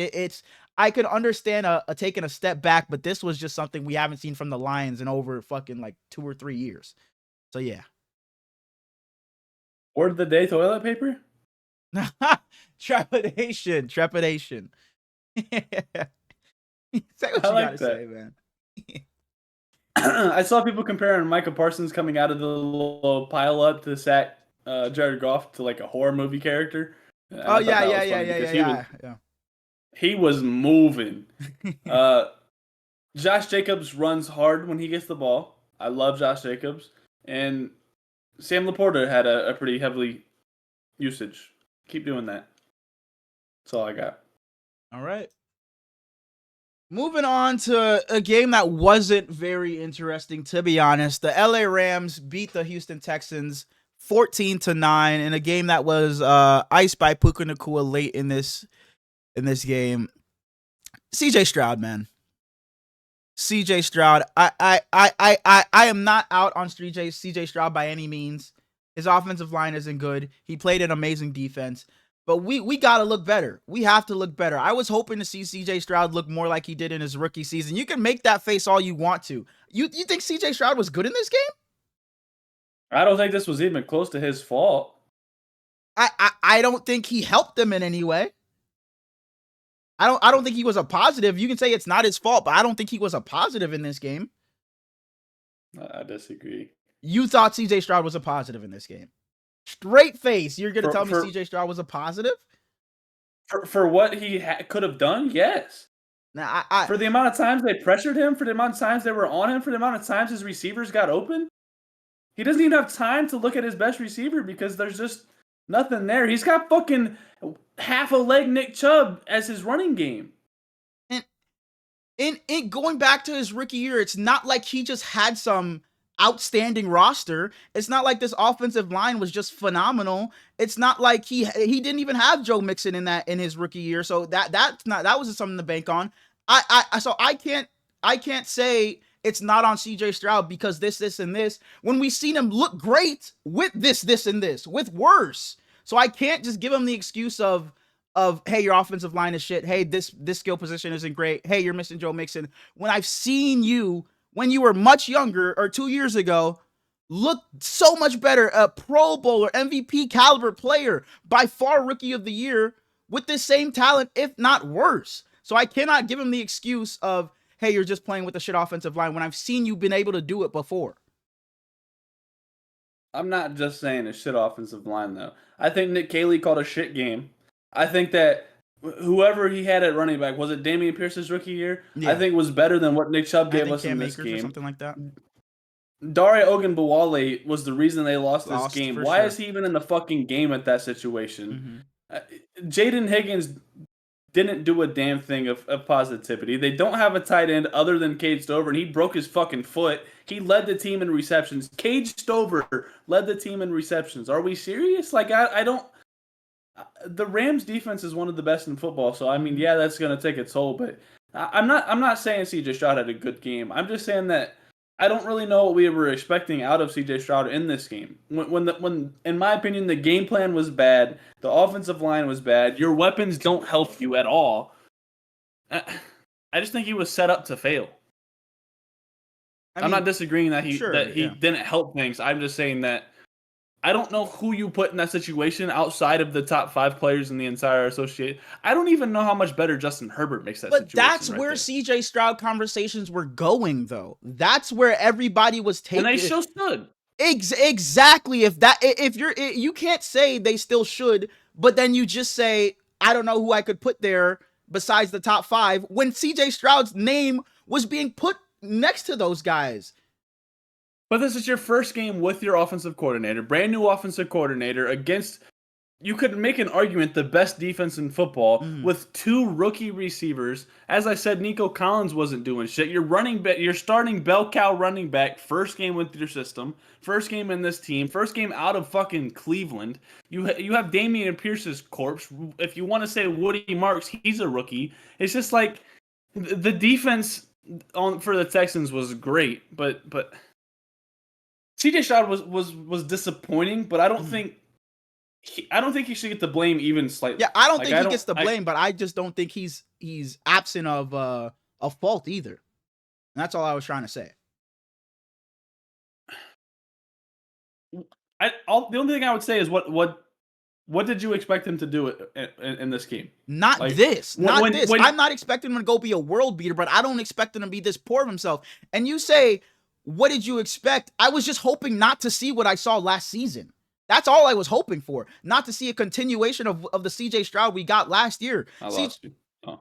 I was just hoping not to get a continuation of the CJ Stroud we saw last year. I was hoping to see some signs of not even development, just some signs of turning back the clock of the CJ Stroud we saw. We haven't seen that CJ Stroud in God knows how long. And we're just still clinging on to this rookie season that he had, which was amazing.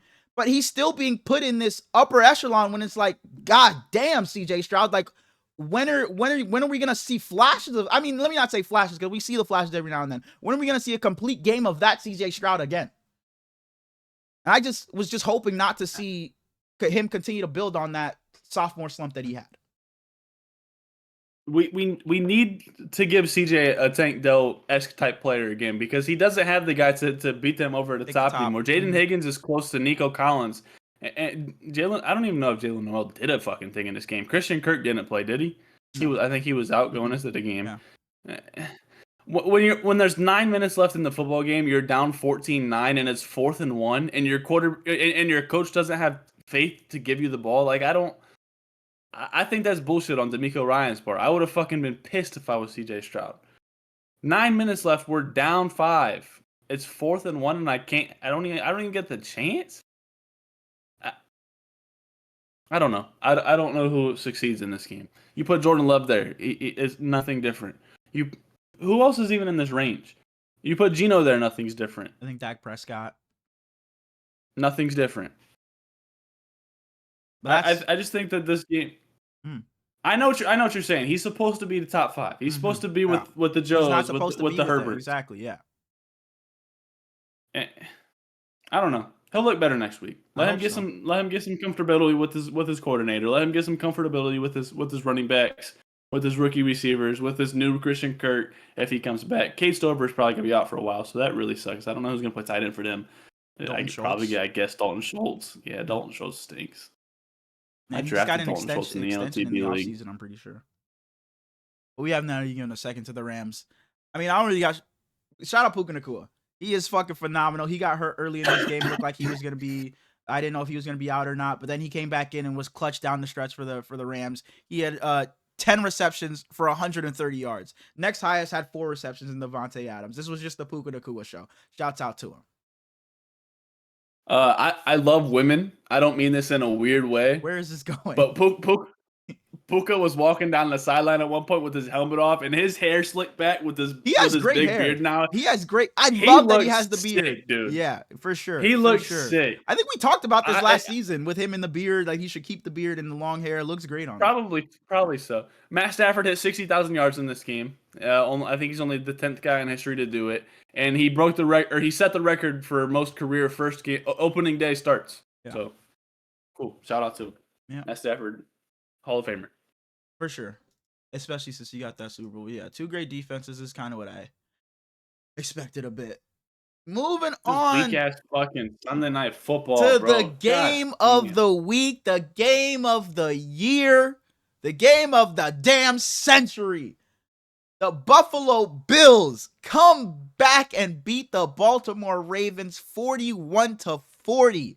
Josh Allen, I mentioned it earlier on, turns into fucking Superman. Puts on his cape and says, boys, I got us. I fucking got us. I'm not going to let us lose this game. And boy, did he turn the fuck up. He could do no wrong, bro. Josh Allen, it's so weird because one week it's like Lamar Jackson is the best quarterback in the league. The next week it's like, okay, enough of that fucking bullshit. These guys aren't touching Patrick Mahomes. It's Patrick Mahomes. What are we doing here? Then Josh Allen does some shit like this, and it's like, how can I say anybody is better than Josh Allen? These three are just so interfucking-changeable. I think I've relaxed on a bit to where it's like, I don't think I'm just gonna be like Mahomes, just stick him at one anymore. When these two guys are playing like this, and yeah, Lamar didn't get the win, so his stats aren't gonna be, his game isn't gonna be talked about as much. Lamar Jackson was just not just as good. Lamar Jackson was fucking phenomenal in his own right. It's just because he had Derrick Henry rushing for damn near 200 yards, so he didn't throw as much as Josh Allen had to. But Josh Allen's transformation is so insane. He came into the league, was fucking shitty, throwing sub 60%. He was fucking awful, out of Wyoming, if that's what you're gonna ask me. He was fucking shitty. Turned the ball over so many damn times. And he threw 46 times in this game and did not throw an interception. Josh Allen, his entire career was just, man, if he can cut down on the turnovers, man, if he can cut down on turnovers. And he did it last season. And we're like, oh, hold on, Josh Allen. And to come into this season, week 1, throw 46 times, be down this much, be forced to throw, and to still put your cape on and not turn the ball over and be perfect in this game, bro. Josh Allen, bro, I don't know what more I can say, bro. Shouts out to you, props to you. And I saw a tweet afterwards. I know you're gonna be pissed about this. It's like he does some shit like that and then goes home to Haley Steinfeld. Like, what the? I knew it. I knew it. What more does he need in life? He has a game like this. He gets to go home to his multi-million-dollar mansion with Haley Steinfeld in his bed. Like, are we being for real? Man, bro, what a game. And shouts out to the Ravens and Lamar Jackson and Derrick Henry. Because let me just read you this. Lamar Jackson, 209, 2 touchdowns through the air. Derrick Henry, 169 on the ground, 2 touchdowns. Zay Flowers, 7 receptions, 143 at a touchdown. Lamar Jackson also ran for a touchdown. If I read you out those numbers, you think the Baltimore Ravens mopped the fucking floor with whoever they're playing. And somehow they lose this fucking game. It was 40-2. Go ahead. I know a guy that drafted Mark Andrews in the 6th round of his fantasy league. Can you announce what his stats were? This guy that drafted Mark Andrews, did he do this on accident? No, he drafted Lamar in the 2nd round and he wanted to pay. He wanted to stack. Mark Andrews had a whopping, I mean, in a game where there was 40 points put up. You know he went fucking crazy. You know he did. 1 reception for 5 yards. All right. He was out there doing some stuff. Absolutely. And certainly, the only reason he didn't have 2 receptions is because Isaiah Likely was taking them. It might just be glitch. I don't see Isaiah Likely up here. I think it's just glitch, though. Isaiah Likely was not even in the fucking game, and Mark Andrews gets 5 yards. What the fuck? What did he do all offseason? I don't know who was commentating this game. It wasn't. It might have been Aikman, bro. Mike Tirico and Chris Collinsworth. Fucking JJ Watt. No, JJ Watt is with Ian Eagle. Yeah. This was Collinsworth? Yeah, because it's Sunday Night Football. Tirico and Collinsworth. One of them was like, it was right at the start of the game. They were talking about Mark Andrews, and they were like, when Mark Andrews would forget about that play, and the other guy was, no, what do you win? And they said, never. This will be with them for the rest of his life. Dropping that pass in the playoffs or you come back your very next game and fucking just take a shit on the middle of the field? I don't understand. And if we're being honest, this is game of the year. This comeback was absolutely insane. Yeah. Josh Allen really didn't even do shit. He just got carried by Keon Coleman. Yeah, right. And Plug is I know a guy out there here in that. Yeah, I know a guy out there that don't know shit. that said that he can't run routes. That said that he's slow. That he looked at me in the eyes and said Keon Coleman's a fucking dumbass. And now look at him. Mm-hmm. Now look at him. Keon Coleman was in that presser after the game, and I don't think he actually called Keon Coleman a dumbass, but he did say he was slow and couldn't run routes. Yeah. Keon Coleman was in that interview with this chains fucking dancing. His shit was, he had a big ass Jesus right here. A golden Jesus. What? The fuck you need that for? But he just had 140 yards and fucking 9 receptions and a touchdown. Keon Coleman is so good. And basically all of it was in the fourth quarter when they made the comeback because John Harbaugh is fucking, he must have gotten castrated or something. He doesn't have balls anymore. He doesn't know how to fucking make a tough decision with the game on the line. He just, hopefully they don't score. Go out there. Kyle Hamilton, save the day. Trenton Simpson fucking was supposed to be the man last year. He can't even field a fucking kick or a punt anymore. He slides into the end zone. Jair Alexander was not good in this game either. Jair Alexander it was a happy reunion with Lamar. He was dogs. I think I could have gone out there and played about as good as he did. Zach Orr, we have to be better, dog. You played in the NFL for ages, and last year was your first year. I get it, but that defense, it got better last year. What the fuck did we do to start this game, bro? What the fuck is going on with the Ravens defense? They did this shit to start last season. There are too many fucking names on this defense for them to allow any team. I don't give a fuck who is on that team for them to allow 41 fucking points. 41. There are too many fucking names. I don't care if Jair Alexander's washed. You have Nate Wiggins. You have Kyle Hamilton. You have Marlon Humphrey. You have Justin Madubuike. You have Nnamdi Madubuike. Sorry. You have fucking Roquan Smith. You have Kyle Van Noy. There are so many fucking names. Mike Green. Malachi Starks. There are so many fucking names on this defense for them to allow 41 fucking points. That is ridiculous. Ridiculous. And John Harbaugh, what fucking confidence did you have in them? Because it would have even been it would have been crazy even if the defense was playing well. I think you still put the ball in the hands of Lamar Jackson, even if your defense was having a great performance. But they let up at that point, 38 fucking points, 32 fucking points, whatever it was. And you say, we're gonna put it in the hands of our defense or we're gonna trust them. As if Josh Allen wasn't walking it down every single fucking time he had the ball. Every time Josh Allen had the ball, he walked you down like some fucking dogs. Like a Tucky. Hey, I just don't understand the mindset there. You talked about it earlier on in I think it was the quarterback corner where in 2021 he said, Lamar, do you want to go for it? He put the decision in the hands of Lamar Jackson. I don't know what the fuck happened that night to where he was just like, no, we're punting this off. It was absolutely ridiculous. Ridiculous. Derrick Henry, you're too damn good to be fucking fumbling. You're too good to be fumbling in that situation. It happens in the first quarter. It is what it is. But in that situation, you are too damn good to be fumbling. Because that obviously was the turning point in the game. That gave the Bills some fucking life in this game. Everybody was leaving out the stadium. Josh Allen talked about it like 3 different times. Everybody was leaving. Derrick Henry fumbles. The Bills go down and score, and it's like, hold on. But then the Ravens get the ball back. It's like, okay, they're going to run out the fucking clock. It's like, it's Lamar Jackson, Derrick Henry. They're going to get a couple of first downs and run this shit out. Then they get the 4th down. It's like, okay, John Harbaugh's going to go for this shit. It's Derrick Henry and Lamar Jackson. You read option. You have so many fucking options. So many options. But you punt this shit off. And I forget when it was. It might have been on that drive too. One of their plays was a fucking jet sweep to fucking Zay Flowers when you have Lamar Jackson and Derrick Henry trying to close out the game. I know Zay Flowers was phenomenal in this game, but that's what you fucking call late in the game to ice it? That is what you call when you have Derrick Henry running all over people, stiff-arming people with his fucking pinky. That is what you call.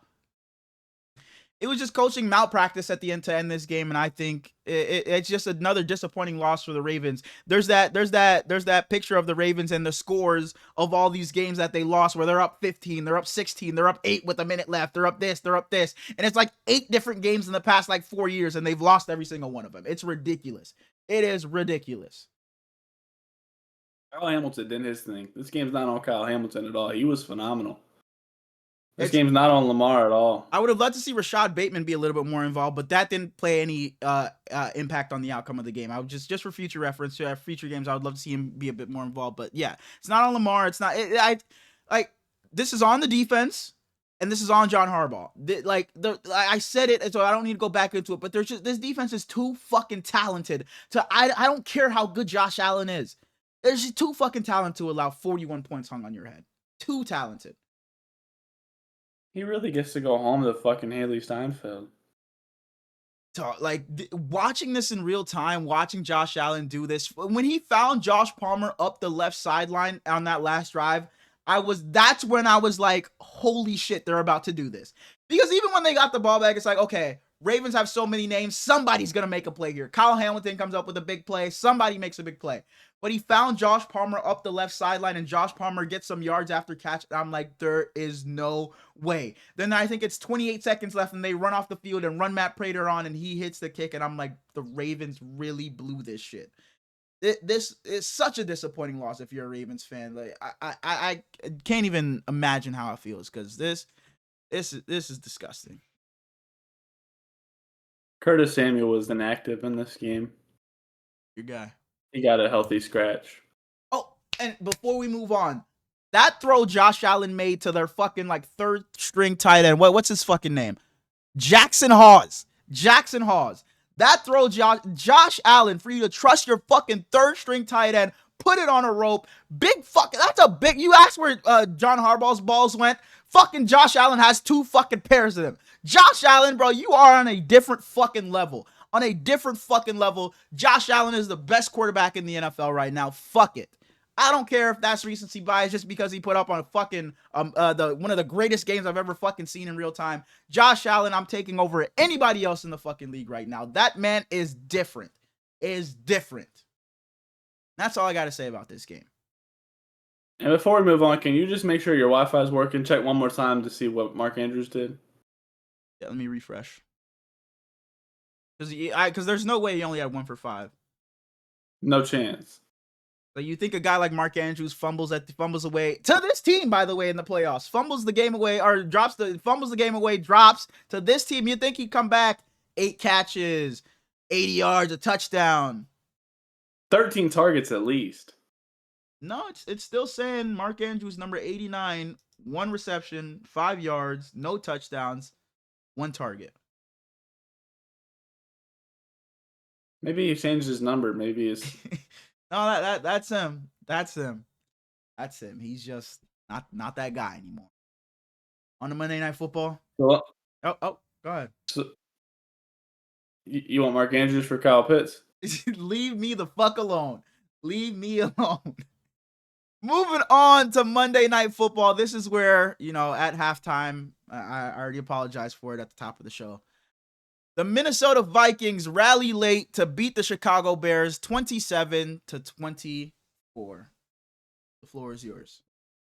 Quarterback play was the question going into this game. Obviously, you have a second-year Caleb Williams who didn't really do shit last year, trying to figure it out this year. You have J.J. McCarthy's making his first game. Mm-hmm. Chicago kid going to Chicago for his first game. Yeah, they talked about that. Well, Colston Loveland was picked 4 slots before Tyler Warren. Mm-hmm. Colston Loveland was picked at number 10 for the Chicago Bears, who already had Cole Kmet. Caleb Williams comes out in that first drive and was absolutely terrific. Mm-hmm. Absolutely phenomenal. Made no mistakes. He was elusive in the backfield. He was making good throws. DJ looked good. Rome looked good.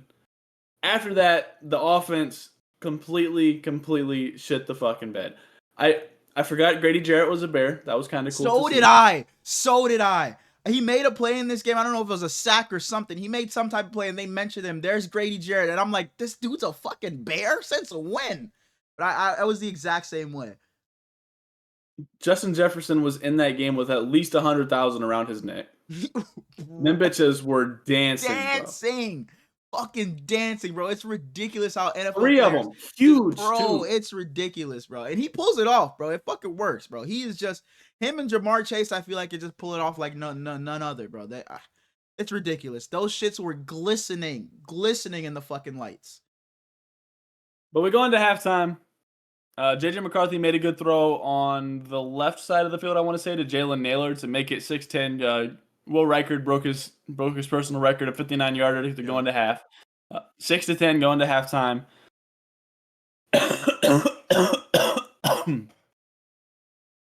I was in the shower when he threw his pick six to Nashawn Wright. Nashawn Wright, brother of Rajon Wright, who was on Last Chance U in the final season. So shout out to him. Pretty cool story. They both ended up playing at Oklahoma State. But I don't know how bad of a throw that was or anything. I don't know what ended up happening with JJ. That's the last thing that's one of the last things I remember seeing. It was a pretty bad throw. I don't know who he was targeting, but he threw it. It was an out route, and he threw it inside and he threw it late. It was just not a good throw. Blake Cashman gets hurt in this game. He's kind of their little coverage receiver for the Lions. It allows Ivan Pace and Van Ginkel to kind of play more in the quarterback's face. Blake Cashman goes out, and I was afraid that Ivan Pace would have to play in coverage more because nobody wants to see that. I love Ivan Pace, but we want him rushing the ball.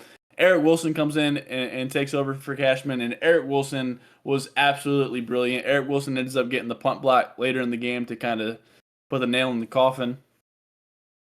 But what really changed things is, first off, Cairo Santos misses a field goal to make the game 20-6. And then at the start of the fourth quarter, they start to lean on Jordan Mason pretty heavily. And instead of Aaron Jones getting a little bit of yards and then you're putting the ball away, Jordan Mason was averaging like 10 yards a carry. He just broke the game completely open. It allowed JJ to get more comfortable within that offense. It allowed Jettis to get his touchdown. The entire fourth quarter they kind of leaned on him, and then they go to Aaron Jones in the right corner that they threw it to him. He had it kept falling down into the end zone play, and it was like maybe Aaron Jones isn't done yet. And I think that there's just going to be a really good 1-2 punch at the running back position all season. Jordan Mason, I don't think he's top 15, but I think is unbelievably talented. Adam Thielen had a super critical drop in this game. It kind of looked like it might be an end like. To call things because I think they were still down a touchdown and it was third down and he hit Thielen to get them the first down and he comes down with it and then 29, whoever 29 is for the Bears, punches it out. And damn, my entire fucking back of the chair just came out. Anyways, I'm sorry. Forget what I was saying. Oh, JJ McCarthy looked pissed not pissed, but just a little disappointed in Thielen for dropping that pass. But he never let his attitude, his poise change. He was just locked in. He's a true football player. That's what I was gonna say. I've never, first of all, the fucking eye black on his face just makes him look like a fucking warrior. You never really see quarterbacks rock it like that. And his fucking, I watched their post game, like them in the locker room, and JJ McCarthy just seems so fucking like inspiring and just like a guy you'll want to go to fucking war for. He was talking as if he was a fucking 10-year veteran back there under center. He just galvanized the guys and had all of them yelling and screaming. Like his just character and his like, I don't know, his voice and just the way he goes about it just seems like you want to fucking run through a wall for the guy, bro. He just has that just dog. I don't know how to explain it, bro. He just has that fight. It's ridiculous. Did you see the picture of him going around Twitter today? What's the Probably picture? not. You remember when Stefan went out and was like watching the celebration when the Bills lost? Yeah, and like everybody does it now. Yeah. JJ McCarthy did that when they lost to TCU in the semifinals a couple years ago. He's 16-0 since he did that. The very next season they won the national championship, went 15-0. They cheated against Ohio State, so I mean, did they really? But didn't play last year, and now he wins his first game here. Yeah, so, they said this is like his first game in like 636 days or some shit like that. Ridiculous. Yeah. He's 22 years old, and you just wouldn't be able to tell by anything. he just looks comfortable. Well, the second half he looked comfortable. He's a captain for a reason. You can tell that the guys love him, and he just seems mature. And when you're interviewing him and everything, and they said in the broadcast he's supposed to be a father within the next month, so that's kind of cool for him. So that's awesome. Yeah. Yeah. He's from Michigan, so I didn't like him coming to the league, but Kevin O'Connell picked him to be his next guy for a reason. Right? Yeah, like I said, I fell asleep during this, but I texted you like Caleb Williams started 10 for 10, and then finished 21 for 35. That means he was 44% on the rest of his passes. And it's like, even though like in the beginning he was elusive and stuff and making all these plays and running around, it's like he was running around doing all that to fucking dump it off to DeAndre Swift for like, it was so weird. It was not like he was bombing it down. It's not like he was bombing it down the field after he did all this running around. It's like he would run around and still just find a little dump off or a little check down. So I don't know how I feel about the Bears offense in general or Caleb Williams right now. I'd have to see some more because that first drive looked pretty good and looked pretty promising, but after that it just wasn't a lot to be proud of. And Brian Flores did make it tough for sure. So that's up to the Vikings. 1-0, baby. 1-0. It's all that matters. I know another team that's 1-0. The Vikings blitzed 25% of the possessions, or 25% of the plays in the first half. That changed dramatically in the second half. They got to Caleb a whole lot more, made his life hell. Shout out Brian Flores. I think he gets another. He might go back to Miami. I mean, shit. May as well. Just stick with the Vikings, honestly. I mean, sure, the money's probably there to go be a head coach and you get your name out there and you get more recognition, but shit, stick with the Vikings. Not Miami. I was joking with Miami, but and he would never go back. That whole fucking those allegations he had on the and absolutely not.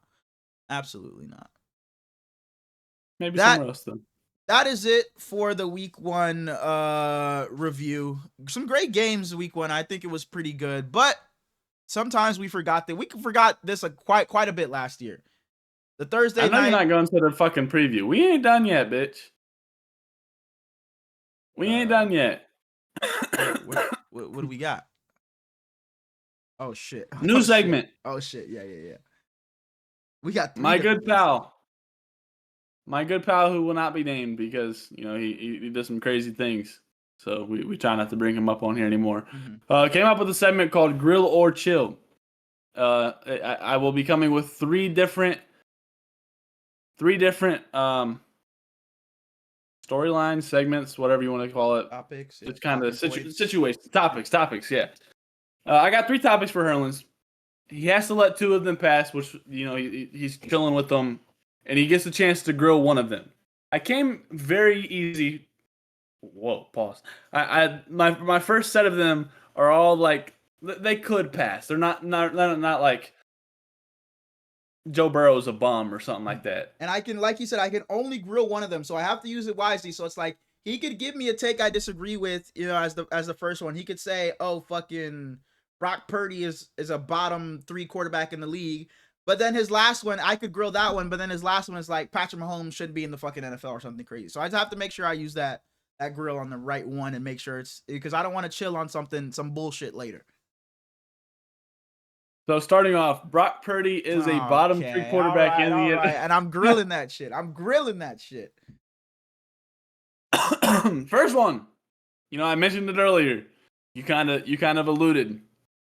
The loss of both coordinators mixed with a tough schedule for the entire season will have the Lions outside of the playoffs looking in. I'm chilling on that one. I'm not going to argue that one at all whatsoever because the way JJ McCarthy looked last night, the way I think the Packers look. I had the Packers winning this division before Micah. They add Micah and then they pounce on the Lions the way they did this past weekend. I'm not going to grill that one whatsoever because if they somehow are third in this division, I wouldn't be surprised if they're not a wild card if they don't make the wild card, man. They just look so bad, and Jared Goff looked just such a shell of himself. And if this is the Jared Goff we're gonna get for the rest of the season, the Lions have no shot of making the play. I'm chilling on that one. My second one. The other 14 teams in the AFC might as well take the entire season off because one of the 2 Sunday Night Football performers will be in the Super Bowl. Oh man. Now I want to grill this one so bad because Patrick Mahomes, I just cannot say. Like I would take the Bills and Ravens over him today, but I can't just say today, Patrick Mahomes, just pack your book your vacation because you're not going to the Super Bowl. I can't say that. Dang. I'm grilling this one. I'm grilling this one. Patrick Mahomes has shown me too many times in January in the playoffs that you just can't count him out. So I have to. And you're smiling, so I know the third one is some bullshit. I know it's some bullshit, but I don't care. Even if it's Niners related, I don't give a fuck. This means more to me than anything. Patrick Mahomes in January, in February, I just cannot say he has no shot of making the Super Bowl. Just book your vacations. To everybody else in the AFC, sure. Because it's one of these three teams. And the Chiefs are in that. They are one of the three teams that for sure are going to be there. But I can't say it's just the Ravens and Bills and Chiefs just get out of here because it's one of those. I cannot say that. Patrick Mahomes, you've done way too much for me to just, cut ties with you like that. I got so much more respect for you. I'm grilling the fuck out of that. One of the best friends of this podcast. Oh, man. One of our most loyal viewers. No, don't tell me. Aaron Rodgers and the Pittsburgh Steelers are legit Super Bowl contenders. Oh, my God. Oh, my God.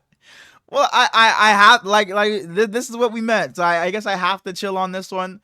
I mean, if there's any rationale, it's like, if Aaron Rodgers can turn back the clock at all and just give us not what he gave us this past weekend, but just give us something similar. I expect the Steelers defense to be a lot better than what they showed this past weekend. And who knows, maybe they can be fringe contenders. So, I have to chill on this one. So if there's any, reasoning, I guess that would be it. If we can get not MVP level Rodgers, but just above average Rodgers, a good Rodgers. Sure. Damn. Right. Damn. I like that though. Damn. That's the last segment that is new this week. Let us know what y'all think about Maybe I'm Crazy. Maybe I'm Crazy, right? That's what we call it. Mm-hmm. Let us know what you think about the quarterback corner, and let us know what you think about Grill or Chill. They're all kind of fun. None of them take a lot of time up, but add a little bit something new. Just a quick review. I had the small stock market last week. We had Justin Fields is roaring up, so if you bought stock last time, you're looking smart. We had CJ Stroud, who you lost some money. We had J.K. Dobbins and Dylan Sampson. Both definitely gained you money. We had Jerry Jeudy, who he wasn't horrific. I'd say it stayed. It didn't change much. Stephon Diggs came up just a tiny bit, but he stayed pretty much the same as well. And then Keon Coleman there right now. Yeah, because Keon Coleman is top 3 receiver in all of football. All right. And as far as Hurlin's stock market goes Ricky Pearsall, you're a fucking multi-millionaire now. Diamo Lenore, you made also a good bit as well. I hate you. Last thing we got to review before we get into our Thursday night preview. Yeah. The Pickems. We had 14 games because we missed Thursday night football. We missed Friday night football. I went 9-5. I picked the Dolphins. You picked the Dolphins. I picked the Jets. You picked the Steelers. You're up 1 on me there.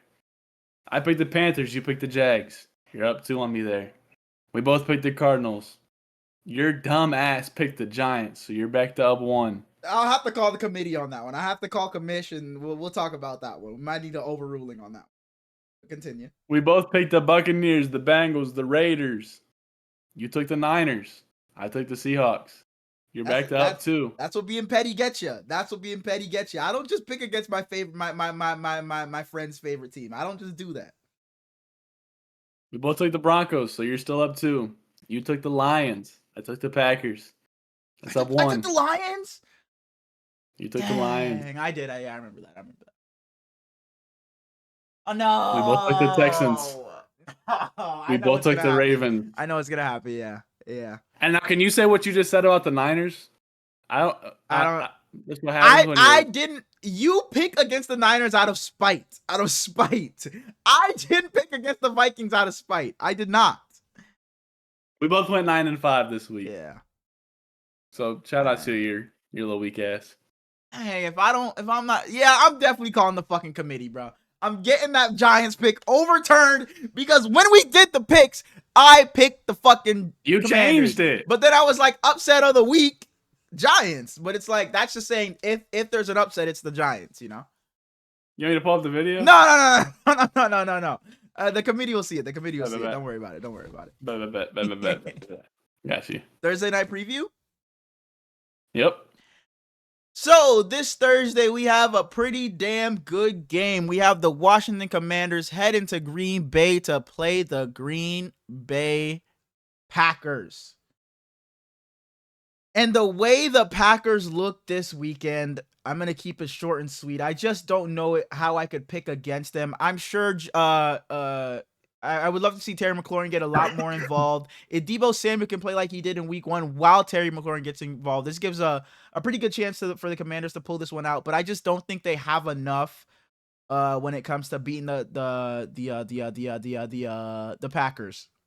I think this Packers defense is going to be flying around the way it was against the Lions. I think it's going to make life tough for Jaden Daniels and him being able to scramble and run around. He's going to be under a lot of pressure. He's going to have to make a lot of throws outside the pocket and on the run, make a lot of plays with his legs, which he definitely is capable of doing, but life is going to be tough for him. Micah Parsons, his first game under his belt, he's probably going to play a lot more snaps because I think he played like 44% of the snaps in week 1. So I expect him to play a lot more. A shaky offensive line. I'm gonna roll with the Packers in this game against the Commanders. Can you tell me who Marshawn Lattimore plays for? The Washington Commanders. Can you tell me who Terry McLaurin plays for? Washington Commanders. Can you tell me who Noah Brown plays for? So you're picking the fucking Commanders or what? What are we doing here? Can we name any former Buckeyes on the Packers? They used to have no. So strictly based off of that, you're rolling with the Commanders. So it sucks to say that with all those Buckeyes over there, I'm taking the Green Bay Packers just because I think they got too much talent. They're rolling right now, and Jaden Daniels, good luck, brother. I hope that you get Terry involved because that's $900 coming my way if he gets 1,000 yards. So we'll be rooting for you all season. So. Go Packers, I guess. So we're both taking the Packers? All right. So we got... Actually, no. Oh, we got football, Wes. Yeah. Just know, behind the scenes, I'm fighting. I fight for y'all, man. I fight for y'all, man, because I know what y'all want. Dude, this chair is pissing me off. What the fuck? Sorry, that wasn't necessary. But you know, as per usual, when we end the show, we have small talk, and I asked Smallz before this episode started. Look at this bed.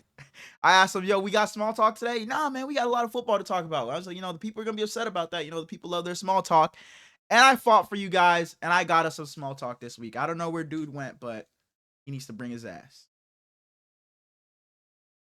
Look at all my little caps in this chair came off. 5 of them. Look at 5 of them. There's only 8 in the chair. Maybe it's time for a new chair. No. All right. I ain't rich like you. I'm at this point. Damn. I know you're not a movie guy. I know you're not much of a show guy. So I assume you didn't watch The Walking Dead. No. We got 2 topics of small talk this one. This might be a little bit quicker because the second one will make you think. But if The Walking Dead or any of those zombie movies happen, I'm just curious. 1, what's your weapon of choice? Because you pick a gun, you're kind of fucked. You run out of ammo. And 2, where are you bunkering up? I think like an axe or like a machete. I think that's weapon of choice for me. Because I think that's multi. What's the word? Like it's versatile. It's versatile. I can use it to, if I need to chop some wood, if I need to cut something open, or if I need to, kill some zombies or whatever. It's not like a baseball bat because if I need to slice something, I can't do that with a baseball bat. So I think if I use an axe or a hatchet or something like that, a machete, I think I got the best of both worlds. And where am I bunkering? Best of both. Like where are you living? Yeah, Where are you setting up camp? I think in like a tree or like high ground is like the play. No, I think like a tree house type thing. I think that's the play. Are zombies climbing like that? Is that like a bad idea? I think like in a tree. For how long? Like I don't think I'm just sitting on a tree branch, but like we build a tree house or some shit. Is that a bad idea? Is that a bad idea? But I think you get some height on the zombies, and I think they're cooked. I mean, you live in Florida, so that's different. You go throw a winter in a damn tree, you fucked. Yeah. There's no winter around here, so I think you get some high ground, get in a tree, and I think I'm good.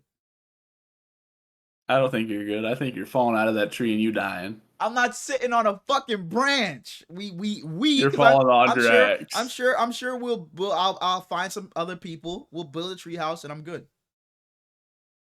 You're so doomed. I'm good. Next question. Last question. Last topic of the podcast before we get the fuck out of here. If we were to start a band, us two, we got to be incorporated in it with people who fuck with the show. So it can be like numbers on the board, it's like, they're not watching every week, but they're kind of incorporated. They can be involved. People that our circle, Morgan Watch, Devin Watch, those type of guys. Who's in our band and who's playing what? I think Suge is our lead singer in our band. Because he can sing pretty well. That would make sense. I think Suge is our. You call him singer. Yeah, so I think Suge. I'm not sure if he's as good as me, but I'll let him have it. I think Suge is lead. I think I'm his backup singer. I throw little ad libs in there. So we're not making any money. We're fine. Okay. I won't be singer. I think I'll say we're performing. I think I'm just the guy on the stage, maybe just hyping up the crowd, just screaming, just yeah. Fucking just get on your feet. I'm just that guy. You're our introduction. Yeah, some shit like that. I don't think for the fucking Hurls and Smallz show. I probably could. Does anybody play a fucking instrument? I think Dark gives me like he can go on the drums. I think maybe Dark gives me that vibe. He can throw down on the drums. If we need someone on the guitar. Shit. Maybe Morgan. We throw. That's what I don't know why he gives off guitar. The guitar, I don't know why, and I'm not even thinking electric guitar. I'm thinking just a regular guitar, just standard guitar. I think Morgan might get down on that. We're playing like some slow, where we're actually singing to the heart. I think Morgan, I could see him sitting there just stringing the fucking the string, yeah, stroking the strings on the guitar. Yep. What else is there? Backup singer. I'd say Punks. But Punks is no, I don't think I'd say Punks, low-key. No, I'd give it to Punks. I'd give it to Punks backup singer. No. Backup singer, if we're including NL2B, I'm putting Mike. I'm putting Mike and P. Mike, P, and Suge are they're the only ones speaking. Everybody else, you're just playing an instrument, you're standing there. But Mike, P, and Suge are the only three fucking making a noise out of their fucking mouths. I think that's it. Dark on the drums, Morgan on the guitar. Our three singing. What? Oh, like on the key. You play. I can see you on the piano, low key. You ever play the keyboard or anything? I feel like I could see you back there. We'll put you on the keyboard on the piano. We'll put you there. No, I'll put Punks there. I'll put Punks there. And then yeah, I think that's our band right there. I think we're selling out shows. I think we're selling out. So neither of us are involved in our band. I think it's just our label, our record label, and we just signed everybody to us. I don't think either of us are involved because I'm not doing shit up there. If I'm singing like you said, we're not selling shit. Damn, so Mari not involved, Kevin not involved. What is Kevin doing? What is Mari doing? I just don't see it. We just got Mari standing up there for aura. Like, what is he doing? I mean, he might be just standing up there turning up the crowd, maybe, but I just don't see him playing an instrument or singing or anything. So I think that's the Kevin best. can play something. Kevin, if you That watch this, wouldn't let us surprise know if me. you play an instrument. That wouldn't surprise. He'll see this in 3 weeks. His ass is always behind, but that wouldn't surprise me if Kevin. I think Kevin might be able to play the piano. That might be it. Kevin on the piano, maybe.